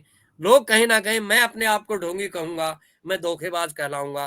तो उन्हीं चीजों में, भय मुक्ति में ये सब चीजें, मेरे डर है कि आज अरे ये खराब चीज मिल जाएगी। मैं आपको एक चीज कहूँ और मैं स्पष्ट इस चीज को कहना चाहता हूँ जिससे जी, लोगों को जी। लगे। हुँ। मैं अब तक ओरा और वो जो निश्चित पानी होते हैं वो नहीं, जहां जाता हूँ वहां का पानी पीता हूँ और आज तक स्वस्थ हूँ, डॉक्टर के नहीं गया हूँ। ये माफ करिए, ऐसा कहना नहीं चाहिए, अहंकार बोलता है, पर आज तक मैंने एलोपैथी नहीं खाई है और दिल्ली के नरक में रहता हूँ पिछले 62 साल से, केवल इसलिए कि अपने जीवन को थोड़ा सा साधना की तरफ कोशिश करी है, थोड़ा सा संयम के साथ जीता हूँ, सहज और सरल जीता हूँ। मैं तो आपको इतना बता दूं कि मैंने वैक्सीनेशन भी नहीं करवाया, मैं खुल कर कह रहा हूँ। और मैं आज तक ना कोरोना पीड़ित हूँ, कोरोना वालों को पीड़ित की सेवा भी करी है मैंने, फिर भी मुझे कोरोना नहीं आया, क्योंकि हम कोरोना वाले नहीं, हम तो करुणा वाले लोग हैं, प्रेम वाले लोग हैं। कोरोना का तो अपने शरीर की अगर मेरी इम्यूनिटी ठीक है तो मेरे पास रोग नहीं आएगा, ऐसा मैं मानता हूँ। अगर आएगा तो भाई मैं वही खाता हूँ जो बाजार में मिलता है, तो फिर उसका उपवास करूंगा, उसको अपने ढंग से निकालूंगा। मेरे चेहरे पे वो प्रभाव दिख रहा होगा थोड़ा सा तो दिखता, पर अब तक चश्मा नहीं लगाता हूँ, जरूरत नहीं पड़ती। केवल 73 साल की तो उम्र है, अभी कहाँ, अभी तो 100 साल में 27 साल बाकी हैं, घनी गई जी, थोड़ी रही। तो ऐसी परिस्थिति में अपने से अगर हम सुधार करें, मैं खुद तो बदल, तू खुद को बदल, तब तो जमाना बदलेगा। मैं सबको बदलना नहीं चाहता, मैं बदलूंगा और उस आवाज को लोगों तक पहुंचाने का प्रयास करूंगा। बस इतना भी अगर कम से कम आदमी स्वीकार कर ले तो भय मुक्ति का जो आप कह रहे हैं आप, इससे रास्ते अपने आप ढूंढेंगे। कोई किसी के रास्ते पे चलेगा तो गडरी की चाल है, गडरी की चाल अच्छी नहीं होती। इसलिए गांधी तो खुद कहता है कि जब भी करो समझ बूझ के काटो। गांधी ने कभी नहीं कहा कि मैं कह रहा हूं इसलिए काटो, समझ बूझ के काटो, और काते सो पहने, पहने सो काते। ये नारा जी। गांधी कहता है। हुँ। तो तो आ इसलिए जी, जी, बोलिए। जी, जी, यहाँ नहीं, नहीं, आप कहिए, आप कहिए। मैं तो अ, बोल ही रहा हूँ, बहुत देर से बोल रहा हूँ। तो आपने ये बहुत अच्छी बात कही कि कोरोना वाले नहीं हैं, हम करुणा वाले हैं। तो जी, फिर जो समाज में करुणा कम होती जा रही है और जी, सांप्रदायिक विद्वेष तो इस समय बहुत ही अधिक बढ़ गया है। तो जी, ये तो अभी आपने किसानों की बात की और मुझे बहुत खुशी हुई है सुन के कि आप किसान आंदोलन में भी जाते थे। तो जैसे जी, किसान आंदोलन एक बात है और सड़क में उतरने की भी आपने बात कही। तो जी, मैं आपसे ये जानना चाहूँगी कि एक तो जो सांप्रदायिक विद्वेष बढ़ रहा है, कभी आपकी इतनी लंबी यात्राएँ साइकिल यात्रा में मतलब आप बहुत तरीके से आप सक एक्टिविज़्म से जुड़े हुए हैं। तो मैं ये जानना चाहती हूँ कि इस अनुभव यात्रा में कुछ ऐसे लोग मिले होंगे आपको जो सांप्रदायिकता को पर प्रहार करने के लिए या सामाजिक सद्भाव बढ़ाने के लिए काम कर रहे हों या कोई किसान आंदोलन के लिए या कोई जो गाँव के स्तर पे होते हैं, जैसे जल पुरुष से तो आपके घनिष्ठ संबंध ही हैं राजेंद्र जी से। तो इस तरह के कोई कोई सामुदायिक स्तर पे जो ट्रेडिशनल हमारे पानी के और इन सभी चीज़ों के पर्यावरण को शुद्ध करने के नाम पे कोई काम कर रहा होगा, कोई पानी के संरक्षण का, कोई किसी तरह का। तो इस तरह के काम करने वाले कुछ लोग अगर आपके अनुभव में आए हों, तो एक तो आप हमें वो बताइए। दूसरा मैं ये जानना चाहती हूँ कि वो इस सांप्रदायिकता को लेके अगर लोग आए हैं, तो लोगों के ज़रिए वरना आपका भी विचार कि उसे कैसे खत्म किया जाए? करुणा जो इतनी कम हो रही है कि हम दूसरे के धर्म वाले को जीत मतलब एक तरह से वो कर रहे हैं काफ़ी उनका अन्याय क हो रहा है उनके साथ इस समय। जी। जी। ऐसा है कि मैंने जब पहली बार अपनी माँ वाली बात याद की थी, जी। आपको याद आ रहा होगा, धर्म की हुँ, जय हो, धर्म का नाश हो, प्राणियों में सद्भावना हो, विश्व का कल्याण हो। हुँ, हम वसुधैव कुटुंबकम तो कह रहे हैं, जी, हम एक ही परमात्मा की ने पैदा किया है, ये सृष्टि परमात्मा की बनाई हुई है। तो फिर ये जो जिसको हम दूसरा धर्म कह रहे हैं या दूसरा कह रहे हैं, वो है कौन? वो भी तो उसी ने बनाया है। तो अगर हम इस लगाव को लेकर चलें, तो हुँ, मुझे लगता है बहन जी कि हमारी जो मानसिकता है, उसके पीछे दिक्कत कहाँ आ गई है? स्वार्थ की एक दिक्कत आ गई है। हुँ, कुछ स्वार्थ पूर्ति होती है, और उसमें विनोबा जी ने एक बहुत अच्छी बात कही थी, और मैं विनोबा जी के साथ थोड़ा मुझे सौभाग्य मिला मिलने-जुलने का, बैठने का। हुँ, जब अध्यात्म जमा जी, राजनीति होगी, तो सर्वनाश होगा। जी, स्पिरिचुअलिटी प्लस पॉलिटिक्स, सर्वनाश। और अगर अध्यात्म जमा विज्ञान होगा, तो सर्वोदय होगा, सबका विकास होगा। आज जो राजनीति को हमने, धर्म में राजनीति हो, धर्म राजनीति में ना हो, अगर हम इतना कर लें, तो मुझे लगता है कि आज की हमारे ये विदेश की समस्या सोल्व हो सकती है। अगर राजनीति धर्म में हो, धर्म राजनीति में ना हो। आज धर्म राजनीति में जा रहा है, राजनीति में धर्म होता जा रहा है, ये खतरनाक हो रहा है। आदमी संक्षिप्त हो रहा है, संकुचित हो रहा है। मैंने कहा कि जब मैं बचपन में आता था, तो मीर मुश्ताक अहमद बैठे मिलते थे।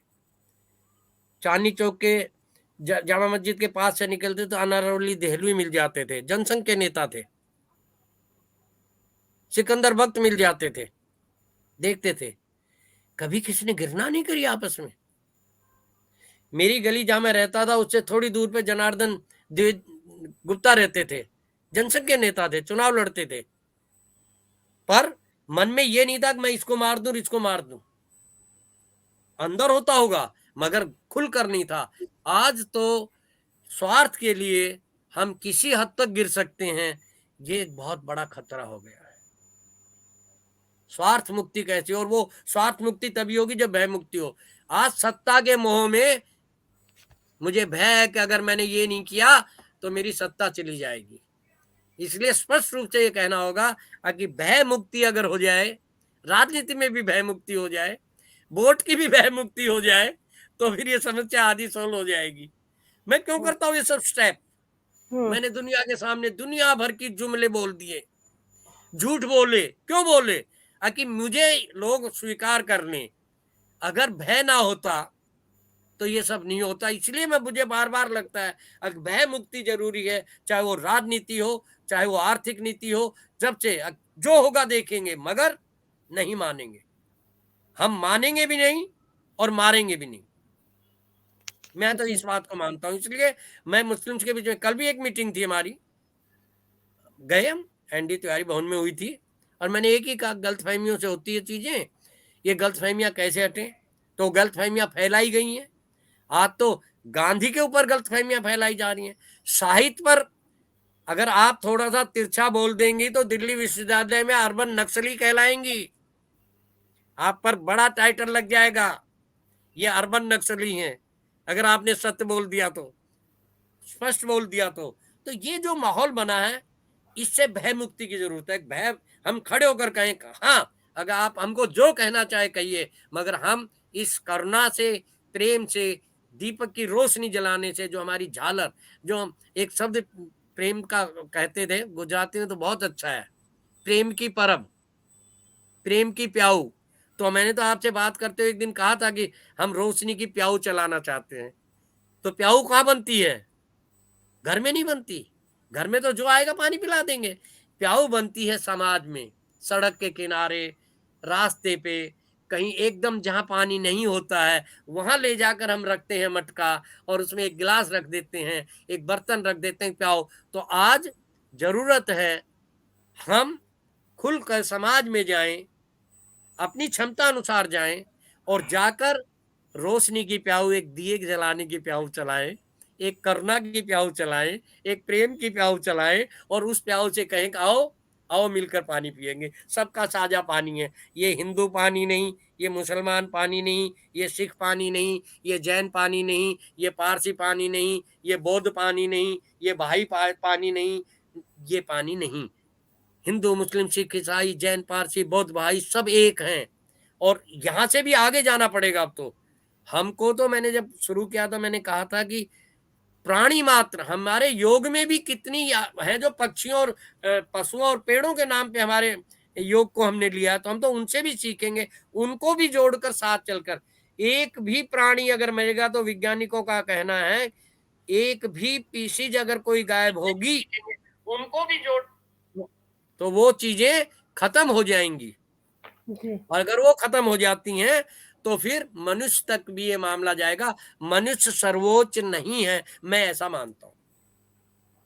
हर व्यक्ति की अपनी ऊंचाई है, हर व्यक्ति का अपना संयम है। इवन जानवर संयम से रहते हैं। मनुष्य तो सबसे ज्यादा लोभी, लालची, हत्यारा, प्रेमी भी है। करुणा में मनुष्य में है, शांति भी है, समझ भी है। जानवर में समझ नहीं है। जानवर के क्यों नहीं मर जाते सारे कट के एक दिन में? वो जिंदा कैसे हैं? क्योंकि उनमें भी अपनी समझ है। जानवर जो शाकाहारी जानवर है वो शाकाहारी भोजन खाता है, उसको घास पसंद, वो घास ही खाता है, वो तलाश करता है उसकी। जो मांसाहारी हो मांसाहारी खाता है, वो कभी ऐसा नहीं करेगा कि भाई दूसरे उसको करेगा। वो शौक के लिए जान नहीं लेता किसी की। मैं पढ़ रहा था आपके पूरा नीचे के हिस्से का। अब हिमालय की बात करिए ना, आप पूछ रहे थे नए काम का पानी का कौन कर रहे हैं। सुरेश भाई बैठे हुए हैं मातली में, भागीरथी के किनारे कर रहे हैं काम। हमारी उम्र से थोड़ा से छोटे हैं। क्या कोई काम बूढ़ा कर रहे हो? है क्या जी। काम कर रहे हैं? जी, उनके काम के बारे में बताइए जी। आजकल उन्होंने देवदार के पेड़ जो लाखों काटने की योजना बन रही है रोड के, उसके खिलाफ उन्होंने पूरी ये कर रखा है। उन्होंने वृक्षों के ऊपर राखी बंधन पर हर बार वो चलाते हैं।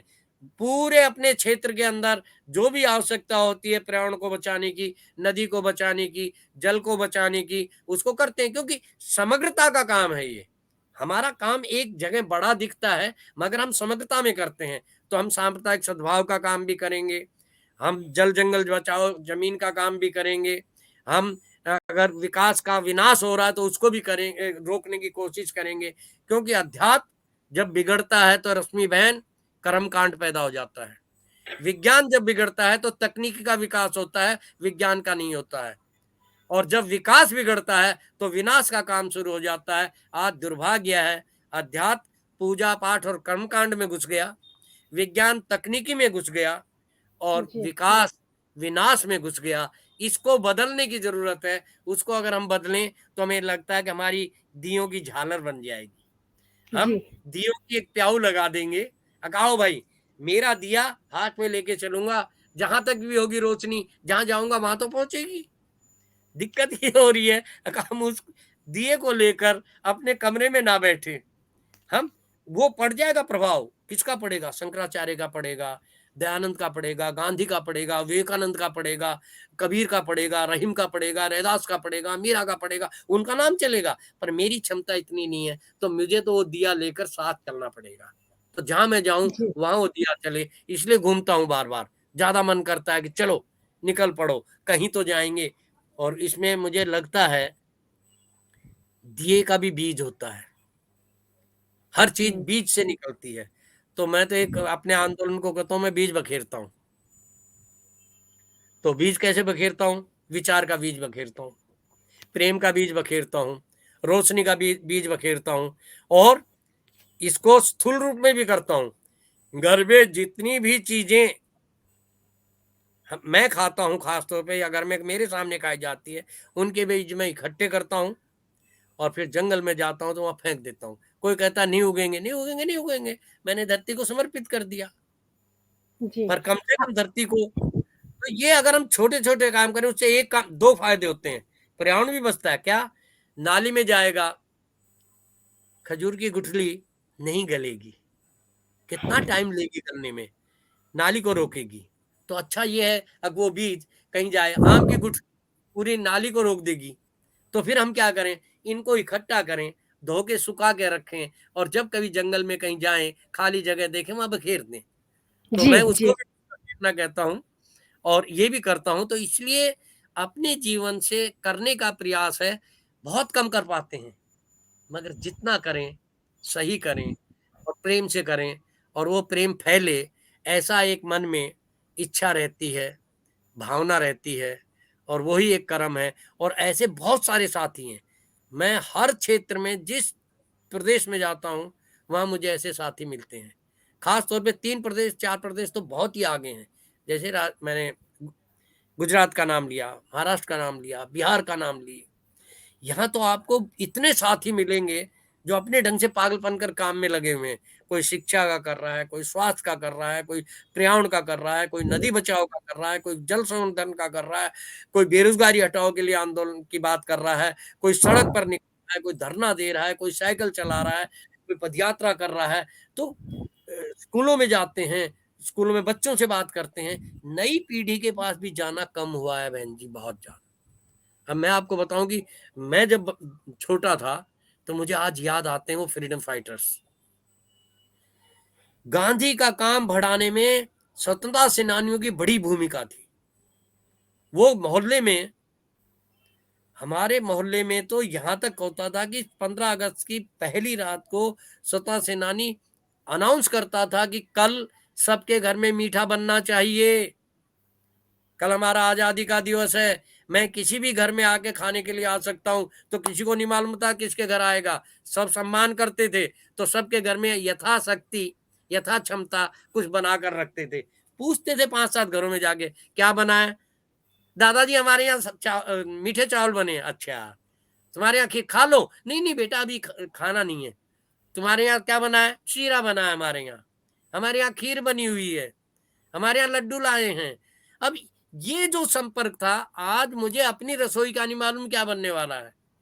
हम कहाँ सेंट्रलाइज हुए हैं, ये सोचिए। जी, डिसेंट्रलाइज इस चीज में होना था, हम कहाँ हो गए, ये समझ में नहीं आया अपने। कि जहाँ केंद्रीकरण चाहिए था वहां नहीं हुआ, जहाँ विकेंद्रीकरण चाहिए था वहां विकेंद्रीकरण नहीं हुआ। हम रास्ते भटक गए हैं और उस भटके हुए रास्तों में ऐसे, मैं अगर एक एक दो व्यक्तियों के बारे में बोल सकता हूँ, पर मुझे लगता है कि उसके बजाय व्यापक चर्चा हो और उसमें जो फिर कोई टाइम लेकर हम एक एक व्यक्ति को उठा सकें तो कहेंगे। जी, और ये चीजें तो ऐसी होती हैं कि मुझे अचानक एडिसन का नाम याद आ रहा है। एडिसन को स्कूल से निकाल दिया बताते हैं और उस व्यक्ति को अब विज्ञान का पितामह कहते हैं लोग। 200-250 खोजें उसके नाम से हैं, बल्ब से लेके कहाँ तक की। तो जो ये अनजान लोग रहते हैं, वही समाज में बड़ा काम करते हैं जब पागलपन का काम करते हैं। पंजाबी में पागल का मतलब है जिसने गल पा ली, जी, बात को पा लिया। तो हम पागल लोग कैसे बढ़ाएं, ये हमको काम करना है। पागल बढ़ जाए लोग, जो गल को पा जाए, जो बात को समझने लगे। आज कथनी और करनी में बड़ा अंतर है, वो कैसे खत्म हो। जी, हम एक जी, कदम चलें सिर्फ, मगर चलें सही पर और उसको माने। बड़ा काम करने की ज़रूरत नहीं है। इसलिए दिए की रो झालर बनाने की बात है। करुणा की, प्रेम की प्याऊ बनाने की बात है। ये जो झालर दिए जलाने की बात थी, वो मन में मेरे ये था, मुझे मालूम नहीं मैं कह पाया कि नहीं पाया। लोगों की रुचि है कि एक व्यक्ति के ऊपर पूरा इतिहास सा लिख दें, शोध हो जाए, वो मुझे उसमें रुचि नहीं है कदापि। जब आपका जीवन पुरानी दिल्ली के भी आपके पास कुछ काफ़ी अनुभव हैं, जिसमें से आपने कुछ शेयर भी किए और आपकी जो पैदाइश है वो मंडाला गाँव की है, मंडाला गाँव मंडाना की, गाँव की। ये मंडाला पंजाब में गाँव था की। पहले, अब हरियाणा में है, जी, नारनौल के तो पास। जी, वैसे आपने पुरानी दिल्ली का थोड़ा-सा शेयर किया, पर मैं हुँ, मंडाला गाँव और पुरानी दिल्ली 2 में का ये बात कहना चाहती हूँ कि जब आप बड़े हो रहे थे, जब आप बच्चे थे या जब आप पुरानी दिल्ली में थे, तो वहाँ की जो साझा संस्कृति थी, वो कैसी जी। थी? और आज अब अगर आज उससे आज 2022 में आप उस गाँव को देखते हैं या पुरानी दिल्ली को देखते हैं, तो जो हमारा पूरा सामाजिक ताना-बाना है, वो जो हमारी साझा संस्कृति थी, उसमें आपको क्या बदलाव दिखता है इस समय? जी, भयंकर बदलाव है बहन जी। जी, मेरे गाँव की बात करूँ, मैंने एक छोटा-सा एक पेज लिखा है, कभी आपको भेज दूँगा मैं वैसे भी, वो तो आपके जी, काम आएगा, आप को भेज दूँगा जी, मैं। जी, इतना अंतर है, जब हमारे गाँव में बचपन में कोई काम होता था हम्म, तो एक एक घर से सामान इकट्ठा किया जाता था। मैं उदाहरण जी शादी की देता हूँ या कोई उत्सव की देता हूँ। जी उत्सव होता था तो हम महिलाओं की साड़ियां मांगते थे, धोतियां मांगते थे और उनसे सजावट करते थे। जी झंडियां बनाई जाती थी, झालर जिसे कहते हैं, और जी सारे मोहल्ले के लोग बनाते थे। प्रोग्राम एक के घर में होता था, चाहे सामाजिक उत्सव हो, चाहे धार्मिक उत्सव हो, चाहे व्यक्तिगत शादी ब्याह का काम हो, साझे में चलता था। किसी के कढ़ाई मांग लाए, किसी से दरी मांग लाए, किसी के यहाँ से ये बर्तन आया, किसी के यहाँ से बर्तन, इवन चारपाई और बिस्तर भी बारात के लिए पूरा मोहल्ला इकट्ठा करता था। आज टेंट हाउस जिंदाबाद। नारनौल से आता है मेरा गांव, नारनौल शहर के पास पड़ता है। पहले हमारा दूध नारनौल जाता था, बचता था वो। अब हमारे यहाँ दूध नारनौल से गांव में आता है, गांव से नारनौल जाता है, पर दूधिया बंद गया है। अब आपको गांव में 8 बजे के बाद दूध नहीं मिलेगा, अंतर ये पड़ गया है। और अब आपको नारनौल में जहां दूध पैदा नहीं होता है वहां 24 घंटे दूध मिलेगा। और जहां दूध पैदा होता है, पहले हमारे यहाँ कढ़ावनी कहते थे मिट्टी का बर्तन को, और हारा कहते थे जिसमें दूध गर्म करते थे। उसमें इस टाइम के आसपास ऐसी लाल मलाई जम जाती थी कि उसको खाते हुए आनंद आ जाता था, और उसी से घी की उत्पत्ति ज्यादा हो जाती थी। मक्खन बनता था, दूसरे दिन दही खाने को मिलता था। आज हम एक उदाहरण इसका लें। दूसरा उदाहरण ये है कि अब पहले खाना पूरियां बेलने के लिए मोहल्ले की सब बहन बेटियां इकट्ठी होती थी, पुरुष इकट्ठे होते थे लड्डू बनाने के लिए, इसके लिए। आज साझापन खत्म। पहले सामान आता था, गेहूं आए, भाई क्या है, 5-5 किलो 10-10 किलो सबके परिवार में दे दिए। भैया बारात का या उत्सव का वो बनना है, आपकी चक्की पे चले पीस के हमको दे देना। चक्की नहीं होती थी गांव में, घर घर की चक्की थी। ये सामूहिक जो मील थी ये नहीं थी हमारे यहाँ, बहुत दूर जाना पड़ता था पिसवाने के लिए। अब इतना परिवर्तन आया है। अगर पहले गांव स्वावलंबी जैसा था, जबकि साधन नहीं थे, गांव में कोई वाहन नहीं था, हमारे यहाँ बिजली नहीं थी, घड़ी गिनी चुने घरों के हाथ में होती थी। ये रेडियो एचएमवी का जो माइक्रोफोन होता था, रिकॉर्ड बजता था, ये 2 घरों में था केवल। एक और ये हमारी हवेली में हमारे और धार्मिक ताना बाना धर्म की स्थिति से। ऐसा था कि मेरे गांव में तो एक ही हाँ, धर्म के लोग थे, इसलिए नहीं कह सकता। जब मैं थोड़ा बड़ा हुआ तब हाँ, मैंने धर्म के ताने बाने को दिल्ली आने के बाद 10 साल की उम्र में देखा। क्योंकि मेरे गांव में तो केवल एक ही धर्म के लोग रहते हैं। मुझसे जी पहले की कहानी सुनता था मैं, पर मेरे इलाके में जब मैं पैदा हुआ उस समय सामूहिक दूसरे धर्म के लोग जिन्हें कहें हम, तो वो 10 नहीं साल की थे। उम्र में कहाँ शिफ्ट हुए फिर आप? 10 साल पुरानी में मैं दिल्ली, दिल्ली आ गया ना, पुरानी दिल्ली ना इसलिए। जिसे आप कहते हैं। हाँ जी, पुरानी दी। तो तो यहाँ वहाँ का का, ये था, और हमको वहाँ यही का नहीं धर्म मालूम ताना पड़ता था बाना। कौन हिंदू और कौन मुसलमान। जी पानी अलग होता था, पर हमारे यहाँ ये फर्क नहीं था। ये इलायची वाले चाचा घूमते थे, मुसलमान थे, जेब में भरी रहती थी, जाते हुए चाचा इलायची, बच्चे के हाथ में फट रख दी। हिंदू या मुसलमान कोई भी बच्चा स्कूल से निकल के आ रहा है, साथ में पढ़ के आ रहे हैं।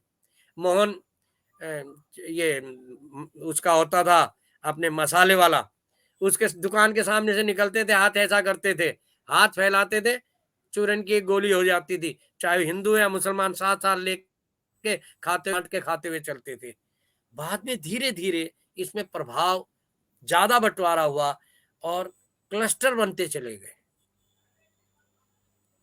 मतलब ग्रुप ऐसा बन गया, ये भय के कारण हुआ। नहीं तो पहले आदमी कहीं भी रह ले, अरे भाई ये तो हमारे परिवार का है, इसमें रहने में हमको क्या दिक्कत है, ये तो हमारे साथ के लोग हैं। मैंने जैसे अनवर दिल्ली का नाम लिया, सिकंदर बख्त का, ऐसे बहुत सारे, मीर मुश्ताक अहमद जी का नाम लिया, ऐसे बहुत सारे नाम ले सकता हूँ मैं।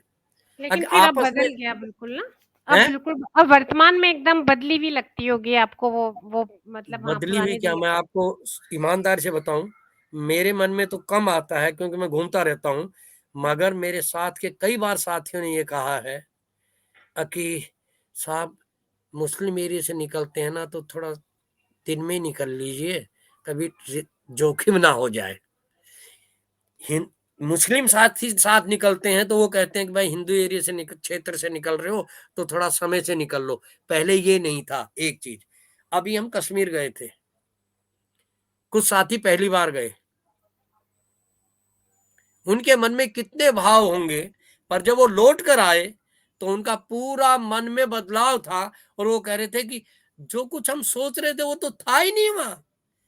हम तो मुसलमान के घर के सामने से निकले तो उसने कहा खा के जाओ, हिंदू के घर में गए तो उसने भी खाने की बात कही। अरे कश्मीर की जो साझा संस्कृति वो तो अब भी दिख रही है, तो फिर ये टूटा कैसे, ये खंडित कैसे हुआ, ये कश्मीर फाइल कैसे एक पक्षीय बन गई। हम पक्ष में घुस गए हैं, इसलिए भय मुक्त होकर हम निर्वैर भी हो जाएंगे, निष्पक्ष भी हो जाएंगे। भय जब तक है, जब तक हम दिखावटी सही, मेरे अंदर है कि मैं सच बोलूं, पर मुझे मालूम है मुझे भय है, सच बोलूंगा तो ये हो जाएगा, तो मैं झूठ बोलता हूं, तो फिर उस झूठ का प्रचार होता है। फिर आज जिस माध्यम से आपने मुझे भी बिठा रखा है, बांधा हुआ है मुझे थोड़ी देर के लिए आपने, तो उस बंधन में इतनी जल्दी झूठ सच का प्रचार हो जाता है कि आदमी, नई पीढ़ी को तो ये मालूम नहीं होता कि ये कौन है। हम गलती से किसी अपने से दूसरे धर्म या जाति के व्यक्ति का असम्मानजनक शब्द से बोलने पर चाचा, ताऊ, माँ, दादी, तानी, ताई से थप्पड़ खा जाते थे कि तुमने नाम ले सकते थे पर ताई लगाना पड़ेगा, शोभा ताई, जी। रश्मि बहन, सगीता, सुरैया, तो ये नहीं कर सकते। एक बड़ा आदमी जा रहा है और उससे हम कह दें, आज वो सम्मान परिवार के पड़ोस का गायब हो गया। बहन जी, रश्मि बहन, ये देखिए आप, आज मैं मैं पड़ोसी को नहीं कह सकता हूँ, पहले हमको अनजान आदमी, किसी भी धर्म, किसी भी जाति, अनजान व्यक्ति मुझे ये कह सकता था, जो अब नहीं कह सकता। महेश पुनेठा जी हैं, ये कह रहे हैं कि ये अच्छा शांतिपन का। लिखा है मुखर्जी जी भाई ने कि साझेपन को खत्म करने में सत्ता का हाथ सबसे अधिक है। मैं इससे सहमत हूँ। हम डर कर बैठे हुए हैं, बोल नहीं पा रहे हैं, पर सत्ता ने आज हमको बहुत ही विखंडित कर दिया है। इतना असत्य का प्रचार हो रहा है, सत्ता इतनी संगठित होगी, सत्ता जितनी कम होगी, जनता जितनी मजबूत होगी, उतना ही लोकतंत्र सार्थक होगा, समाज और मानवता बचेगी। इसलिए सत्ता को कमजोर करना चाहिए, जनता की ताकत बढ़नी चाहिए। विनोबा ने तो बहुत अच्छी बात कही थी, ये जो हाथ है ये है जनशक्ति, सज्जन शक्ति, ये है विद्वत जनशक्ति, इशारा करती है कैसे चलना है, विद्वान लोगों की शक्ति है। ये महाजन की शक्ति है, धन वालों की, कुबेर वालों की, तो ये सबसे बड़ी है, ताकतवर हो सकती है। मगर और ये जो है, ये धर्म की सत्ता मानी जाती थी, और ये शासन की सत्ता, शासन सबसे कमजोर। पर अगर इन सबको जोड़ दिया जाए तो फिर सज्जन जनशक्ति इन सबको काबू करे। आज उल्टा हो गया है, ये उंगली हम सबको दबाए बैठी है, अंगूठा गायब हो गया, अंदर चला गया है, जनशक्ति गायब हो गई, बहुत बढ़िया। वित्त जनशक्ति को दबा दिया, महाजन शक्ति कब्जे में है सत्ता के, उनकी दोस्ती हो गई है, ये दोनों जुड़ गए हैं, और धर्म को तो प्रयोग किया जा रहा है, तो ये सब नीचे और ये उंगली सबसे ऊपर, जबकि सबसे छोटी है। तो ये तो सबसे ये बड़ी, छोटी उंगली सबसे बड़ी हो गई, इसको छोटा करने की जरूरत है, सत्ता को कमजोर कहें। महेश भाई जी, आपने सही कहा, आपने याद दिलाया, धन्यवाद। मैं आपकी बात से पूर्ण सहमत हूँ। और उनको आपका उदाहरण भी शानदार लगा। तो जो असहमति की रमेश जी बात कर रहे थे, तो हमारे जी विचारों में हो सकता है असहमति हो, लेकिन जी जी हाँ, सांप्रदायिकता, विद्वेष और हर चीज़ से हमारा सबका प्रतिरोध है, आपका भी, हमारा भी। और ये जो जी आपने ऐसे मुट्ठी के माध्यम से बताया कि जनता सबसे बड़ी जी ताकतवर होनी चाहिए और पावर या जी सत्ता जी सबसे कमज़ोर, तो जी कई जो बुनियादी बातें हैं जो जीवन को सुंदर बनाने वाली, उन सब में जो जी आपका विचार है और जो महेश पुनेठा जी के और हम सबके जो विचार हैं वो सेम है कि जनता को जी। शक्तिमान बनाने की ज़रूरत है। अब लास्ट में 2-3 सवाल हैं और एक जो लाइन मेरे। मैं कहना चाहता हूँ लास्ट में, जी। अगर आप आज्ञा दें तो जी, एक लाइन बिल्कुल। कहूँ। जी, जी, बिल्कुल। न तो हम काम में राज्यम, ना स्वर्गम, ना पुनर्भवम, जी। की लाइन जो है मुझे बार बार याद आती है। हुँ। कामे दुख तप्ता नाम प्राणी नाम आरती नाशनम, राज चाहूं नहीं, स्वर्ग मांगू नहीं, चैन की नींद में बड़ा मजा है, दुखियों का दुख दूर करता रहूं, प्रभु मुझे वह शक्ति दे। तो हम सब प्रार्थना करें इस तरह की चीजों को लेकर हम साथ चलें ना। और राज्य जो है वो सबसे छोटा होना चाहिए, सबसे कमजोर होना चाहिए। मैं तो राज्य को कमजोर करने के लिए ही दुआ मांगता हूं, अगर मांगता हूं कुछ तो अपने लिए या कुछ चीज मांगता नहीं, क्योंकि जो जानता है वो सब कुछ देगा अपने आप। मगर राज कमजोर कैसे पड़े और जनता की शक्ति कैसे बढ़े, ये महत्वपूर्ण है। विनोद और जयप्रकाश जी के जुड़ा सीबी सिंह जी कह रहे थे कि भैया बहुत सारे प्रसंग हैं, पर अच्छा ये होगा कि कभी समय हो। अब तो बहुत लगता है कि समय भी बहुत ज्यादा हो गया है। हाँ, पौने 6 बज गए। बात मैं इतना बोलता रहा, ध्यान ही नहीं रहा सीबी सिंह जी भाई। अ, विनोबा जी शब्दों के बहुत बड़े शिल्पकार थे। आपातकाल का समय है, हम 2 साथी विनोबा जी के पास पहुंचे, क्योंकि दिल्ली में एक प्रचारित कर दिया गया था शब्द, आपातकाल अनुशासन पर्व है। जिस संदर्भ में विनोबा जी ने कहा, विनोबा जी उस टाइम मौन थे, बोल नहीं रहे थे, मौन धारण कर लिया था उन्होंने। तो विनोबा जी लिख कर जवाब देते थे स्लेट पर। तो हमने कहा कि बाबा आपकी अनुशासन पर्व वाली बात समझ में नहीं आई। तो बाबा ने कहा कि विरोध करो, लिखकर विरोध करो, इशारे से भी कहा। तो हमने कहा पर समस्या ये है कि घर का मुखिया जो है उसके मुंह से ये बात निकली, हम विरोध कैसे करें। तो उन्होंने कहा कि सत्य के लिए सब कुछ है, प्रहलाद जैसे कह सकता था वैसा सत्य कहना चाहिए, आवाज बुलंद करो, विरोध करो। तो हम घर में रहते हुए ये ग्रहा और घर में रहते हुए आपका साथ रहते हुए आपस में एक दूसरे की गलतियों को उजागर ना करें, केवल इशारा कर कर बताएं और वो बदला ना लेकर बदलाव की परिस्थिति में आए। तो ये है जेपी का भी अभी दिन गया ना, जब उन पर लाठी चली थी पटना में सीआरपीएफ के जवानों में, और बीच में नानाजी और बाबूराव चंदावर ने और फिर बाद में कुछ नौजवानों ने उनको करके कवर किया था, और जेपी के मुंह से निकला था विनाश काले विपरीत बुद्धि। तो बहन जी आप तो विनाश काले विपरीत बुद्धि क्या, हमको लगता है पूरी सत्ता ही विपरीत हो गई है।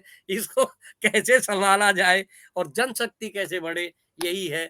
जय हिंद, जय जगत। मुझे लगता है अब आप। मैं एक बस एक तो धर्मेंद्र रावत जी ने भी ये निवेदन किया है कि इसको खत्म हम लोग उनके भजन या किसी चीज से करेंगे, कोई गीत भजन, ये मैं पहले आपको दिखा देती हूँ। जी ये उनका निवेदन है, इससे तो हम अंत करेंगे। आया नहीं, इससे तो हम लोग अंत कर कोई लेंगे। बस एक वासुदेव की ही एक भजन दोहा या गायन, अरे वाह वाह वाह, जरूर जरूर धर्मेंद्र भाई, जरूर जरूर जरूर। आपने तो मन की बात कह दी, मुझे मन में था पर मुझे लगा लगेगा। तो मैं तो इससे एंड पहले चार करेंगे। बस लाइन। एक एक एक आखिरी बात, एक आखिरी प्रश्न किसी का आया हुआ है, वो उसके जी उससे पूछ के फिर ये बस इसी में आएंगे। जी तो जी जी महेश हाँ। पुनेठा जी तो लिख रहे हैं कि उदाहरण उनको पसंद आया था आपका मुट्ठी का, उनको अरे आपको वाह। सुनते हुए बहुत आनंद आ रहा है। आज तो विरोध करने को दुश्मनी मान लिया जाता है, वो ये आप भी कह रहे हैं इस समय कि जनशक्ति बढ़े, और ये जो विरोध को दुश्मनी मान के जो इतने सारे एक तरह से मतलब सत्ता जो मजबूत होती जा रही है उसको ढीला करने की बात आप भी कह रहे हैं। एक प्रश्न किसी ने पूछा है कि पर्यावरण को बचाए रखने के लिए आजीविका के संघर्ष में जो सामान्य जन फंसा हुआ है, जिसका सारा समय पेट ले जाता है, उसकी सारी समय और ऊर्जा तो रोजी रोटी यानी पेट पालना ले जाता है, वो लोग पर्यावरण को बचाए रखने के लिए क्या कर सकते हैं, ये जानना चाह रहे थे। क्योंकि जिन लोगों से आप साथी, जुड़े रहे हैं वो सब पर्यावरण के काफी मतलब एक तरह से सेनानी रहे हैं पर्यावरण रक्षा के। जी हम अपने जीवन से शुरू करें, कम पानी में नहाएं, कम पानी में कपड़े धोएं, अच्छा खाएं, नजदीक का खाना शुरू करें, या एमजोन वैमजोन से खरीदना बंद करें, पर्यावरण बचेगा। अब लोग कहेंगे इससे पर्यावरण क्या संबंध है। भाई वो सामान जित वाहन से लाते हैं, मैं पड़ोस की दुकान से खरीदने जाऊंगा तो मेरा पेट्रोल बचता है ना। तेल बचेगा, फिर एक आदमी को रोजगार ज्यादा मिलेगा। तो हम अपने आसपास में जितना भी विकेंद्रित स्थान है वहां से सामान खरीदें और अपने नहाने में, धोने में, करने में, इनमें सब में मुझे लगता है कि करें। तो मुझे नहीं मालूम है समय कितना है, पर अगर हम अपने से शुरू करें, हर जगह पिज्जा क्यों खाया जाता है? घर की रोटी अच्छी क्यों नहीं लगती है? घर में क्यों नहीं बन के खाई जा सकती है चीजें? पर होटल, बाजारवाद का, बाजार केवल सीमित होना चाहिए। जैसे सत्ता सीमित है, ऐसे बाजार भी सीमित होना चाहिए। पर्यावरण तब बचेगा।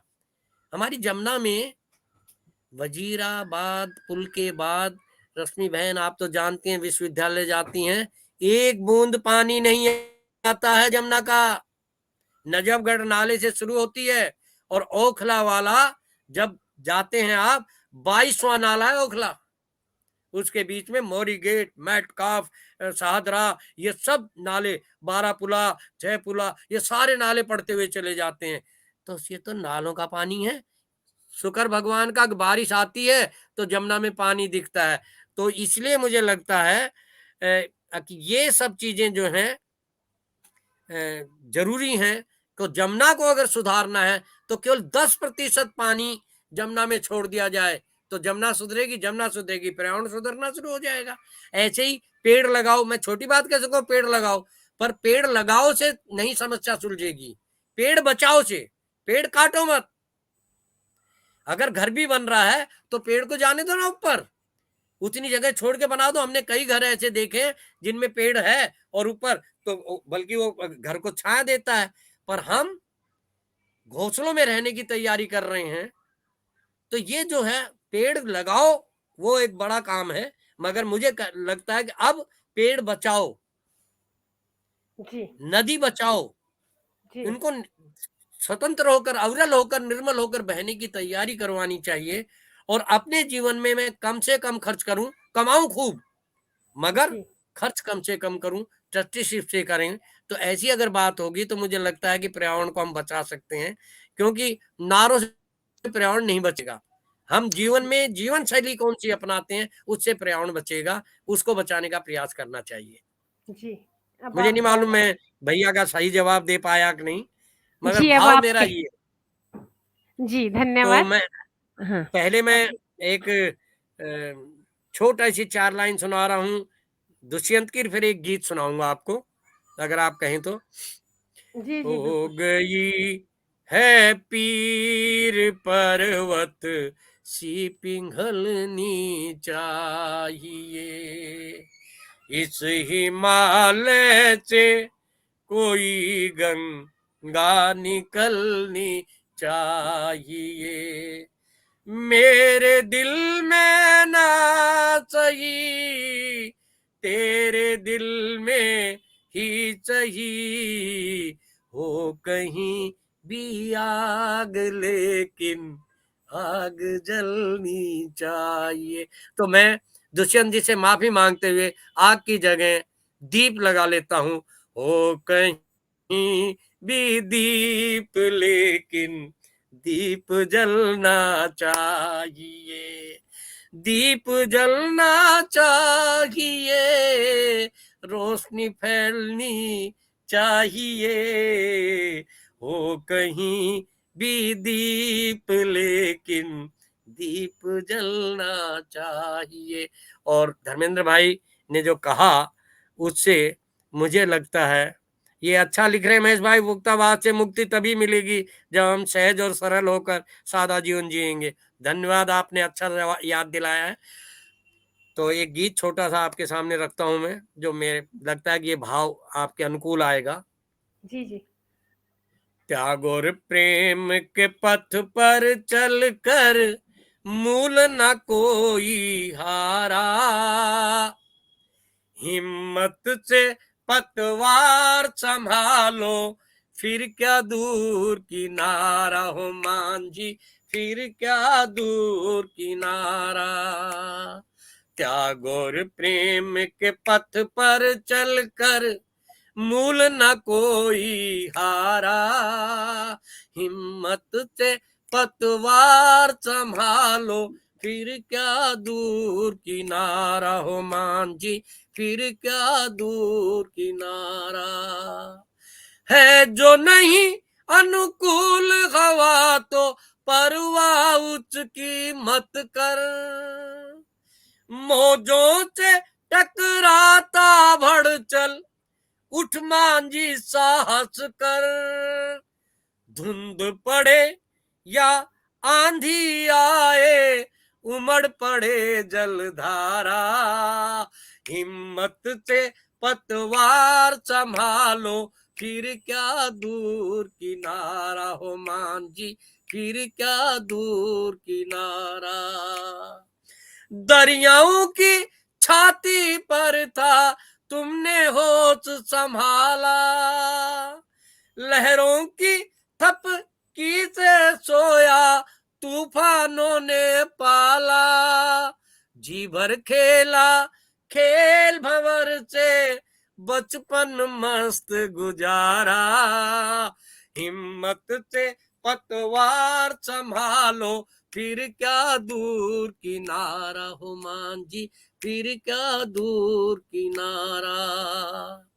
हाथ लगा विश्वास को पकड़े, खोल खिवैया लंगर, हाथ लगा विश्वास को पकड़े, खोल खिवैया लंगर, मदद मल्लाहों की करता आया है मस्त कलंदर, जान हथेली पर रख कर लाखों को तूने तारा, हिम्मत से पतवार संभालो, फिर क्या दूर किनारा हो मान जी, फिर क्या दूर किनारा, फिर क्या दूर किनारा हो मान जी, फिर क्या दूर किनारा।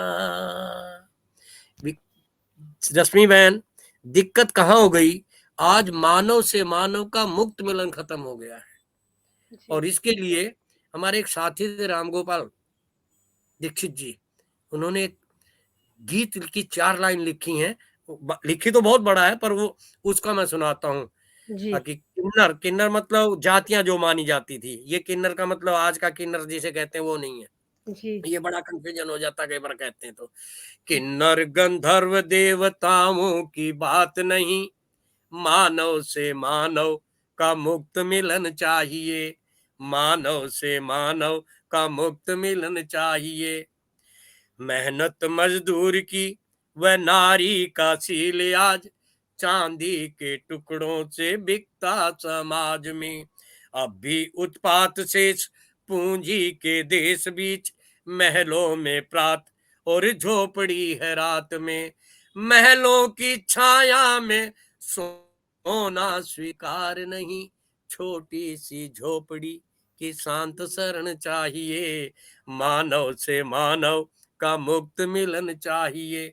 और दूसरी समस्या जो आ गई है वो क्या है, कर में विज्ञान, कर में विज्ञान और दिमाग में है राजनीति, घातक अणुअस्त्रों का करता निर्माण है, पाकर वरदान अरे भस्मासुर आज बना, मानव को हिंसा की शक्ति का गुमान है, शांति का संदेश लिए हाथ में दीप लिए, शांति का संदेश लिए हाथ में दीप लिए, आगे जो बढ़ सके वो दिव्य चरण चाहिए, मानव से मानव का मुक्त मिलन चाहिए, मानव से मानव का मुक्त मिलन चाहिए।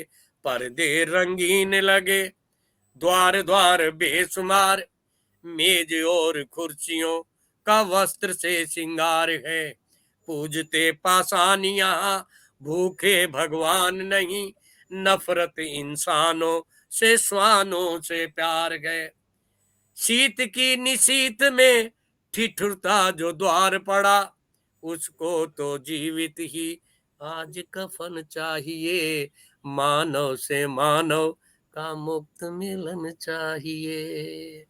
धन्यवाद। धन्यवाद। जी, जी। बहुत-बहुत धन्यवाद आपका। बहुत अपनी बहुत व्यस्त समय में से आपने समय निकाला और गीत सुनाए, दुष्यंत जी की बहुत अच्छी पंक्तियाँ सुनाई।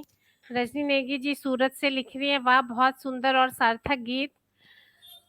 तो आज वाह। हमने आज रजनी जी। रोशनी की झालर पे तो पहले भी प्रस्तावना में मैंने कहा था और फिर रमेश जी लगातार बोलते रहे थे।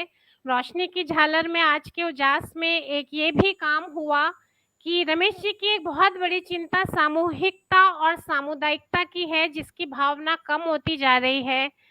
उनका भी मुख्य सरोकार ये है कि सांप्रदायिकता और मनुष्य के बीच का भेद खत्म होना चाहिए, जिसके लिए वो चाहते हैं कि सत्ता की पकड़ ढीली हो और जनशक्ति मजबूत हो। उस दिशा में हमें काम करना चाहिए और पूंजीवाद या बाजारवाद जो है वो भी, उसकी पकड़ भी ढीली होनी चाहिए। अगर उसका आतंक अगर इतना ज्यादा होगा तो फिर मनुष्य का तो कैद होना स्वाभाविक है।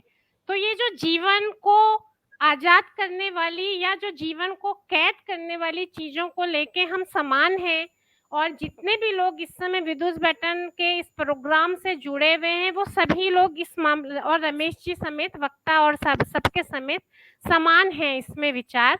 लेकिन जो उनके रास्ते हैं अपनी इस मंजिल को पाने के, वहां वैचारिकी अलग अलग है। तो हम एक तरीके से देखें तो आज का उजास इसलिए भी थोड़ा विशिष्ट है कि हम सोच सकते हैं कि अगर हमें इतनी बड़ी ताकत से लड़ना है, जितना उग्र पूंजीवाद जिस तरीके से है, जिस तरीके से विषमता की शक्तियां मानव को मानव से तोड़ने वाली इतनी प्रचंड हो गई हैं, तो इसके अलावा और कोई तरीका नहीं दिखता कि इन दो शक्तियों के विरोध में जो कोई भी है उसको साथ लेके चलना होगा।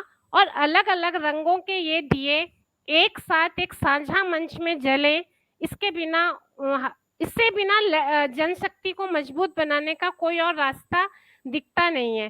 तो एक तो जुड़े हुए जो लोग हैं उन्होंने भी हमसे प्रोग्राम को आगे बढ़ाने के लिए सवाल करने में मदद वो करा, सहयोग किया। महेश पुनेठा जी हैं, शिवी सिंह जी हैं, कविता शर्मा जी तो आपके ही आपको नमस्ते पापा लिख रही हैं, आपके घर से हैं। दिनेश कर्नाटक जी, योगेंद्र आहूजा जी, आप सबका भी आभार कि आज का दिन जो है सारे लोग उधर व्यस्त हैं, फिर भी कुछ लोग समय निकाल पाए। रजनी नेगी जी आपका भी आभार। और एक सबसे छोटे छोटे व्यक्ति का आभार मैं करके ही कार्यक्रम खत्म करना चाहूंगी, इस कारण से भी कि दरअसल हम पर्यावरण की बात करें, चाहे समाज के साझी संस्कृति की, जहाँ सब धर्म जाति जेंडर सबके लोग मिलके समानता के साथ रह सकें बराबरी के भाव से, तो हमारी आंखों के आगे तो एक बच्चा ही होना चाहिए कि हम उनके लिए कैसा समाज सौंप रहे हैं। तो आज जब मैं रमेश चंद जी का ट्रायल कर रही थी, वो बहुत पहली बार वो बिल्कुल तैयार नहीं थे, मेरा बहुत समय इस चीज में गया, मुझे बहुत ऊर्जा इस बात में लगानी पड़ी कि मैं उन्हें डिजिटल मंच तक लाऊं, क्योंकि उनका कहना है कि व्यक्ति से व्यक्ति का जो आमने सामने का संवाद होता है वही कारगर होता है, और हम उसी ढंग से मिलने में यकीन रखते हैं। तो उनके बेटे अंकित शर्मा और हमारी और बहुत सारा उनका मानसिक बनावट को बदलने में मदद करनी पड़ी, शायद इनका पहला डिजिटल उद्बोधन है। तो जब मेरे को आवाज उनकी चेक करनी थी, तो उनका पोता उनकी गोद में था, माधव नाम है उसका, एक 2 साल का छोटा सा प्यारा सा बच्चा। तो इनकी तो इतनी आवाज आई ही नहीं कि मैं आवाज चेक कर पाऊं, पर माधव पीछे से इतना बोल गया, तो मैं उनका भी आभार प्रकट करना चाहूंगी कि उनकी वजह से मुझे लगा हाँ आवाज ठीक है, इसकी एक एक आवाज मुझे सुनाई पड़ रही है। पर और उसने आपको घर पर बुलाया है, हाँ उसने बिल्कुल, आपको घर पर निमंत्रण दिया, ये महत्वपूर्ण बात है। कहा आप हाँ आना हमारे घर। हाँ, जब बाय हुआ तो कहने लगा बाद में घर भी आना। तो हमें ये भी याद रखने की जरूरत है कि वो बाद बाद में घर आने बोल रहे हैं, बाद में उनको ये सारा समाज संभालना भी है, तो हम अपना पर्यावरण और साझी संस्कृति को और सारी चीजों को कितना संभाल के उस पीढ़ी के हाथ में दे सकते हैं। और माधव को इस बात के लिए भी धन्यवाद कि आवाज चेक कराने के लिए उन्होंने हमारी मदद की। और सबका नमस्कार जी। अब हम मिलेंगे तीसरे धन्यवाद। और रविवार को एक अगर युवा प्रतिभा के साथ। जी रमेश। जी, मुझे एक चीज कहनी है रश्मि बहन, गलती से कोई ऐसा शब्द मुंह से निकला हो जो किसी साथी को अगर कष्ट पहुंचा हो, तो मेरी इच्छा नहीं थी, गलती से अगर निकल गया हो तो मैं क्षमा प्रार्थी रहूंगा, कृपया वो शब्द मुझे वापस कर दें। और मतलब अगर निकला हो और या किसी को बुरा लगा हो, पर अगर किसी को कुछ चुभन हुई है तो वो मुझे अच्छी लगेगी, क्योंकि चुभन तड़प जो है वो कहीं ना कहीं आग पैदा करेगी। जय हिंद, जी, जय जगत। जी, नमस्कार।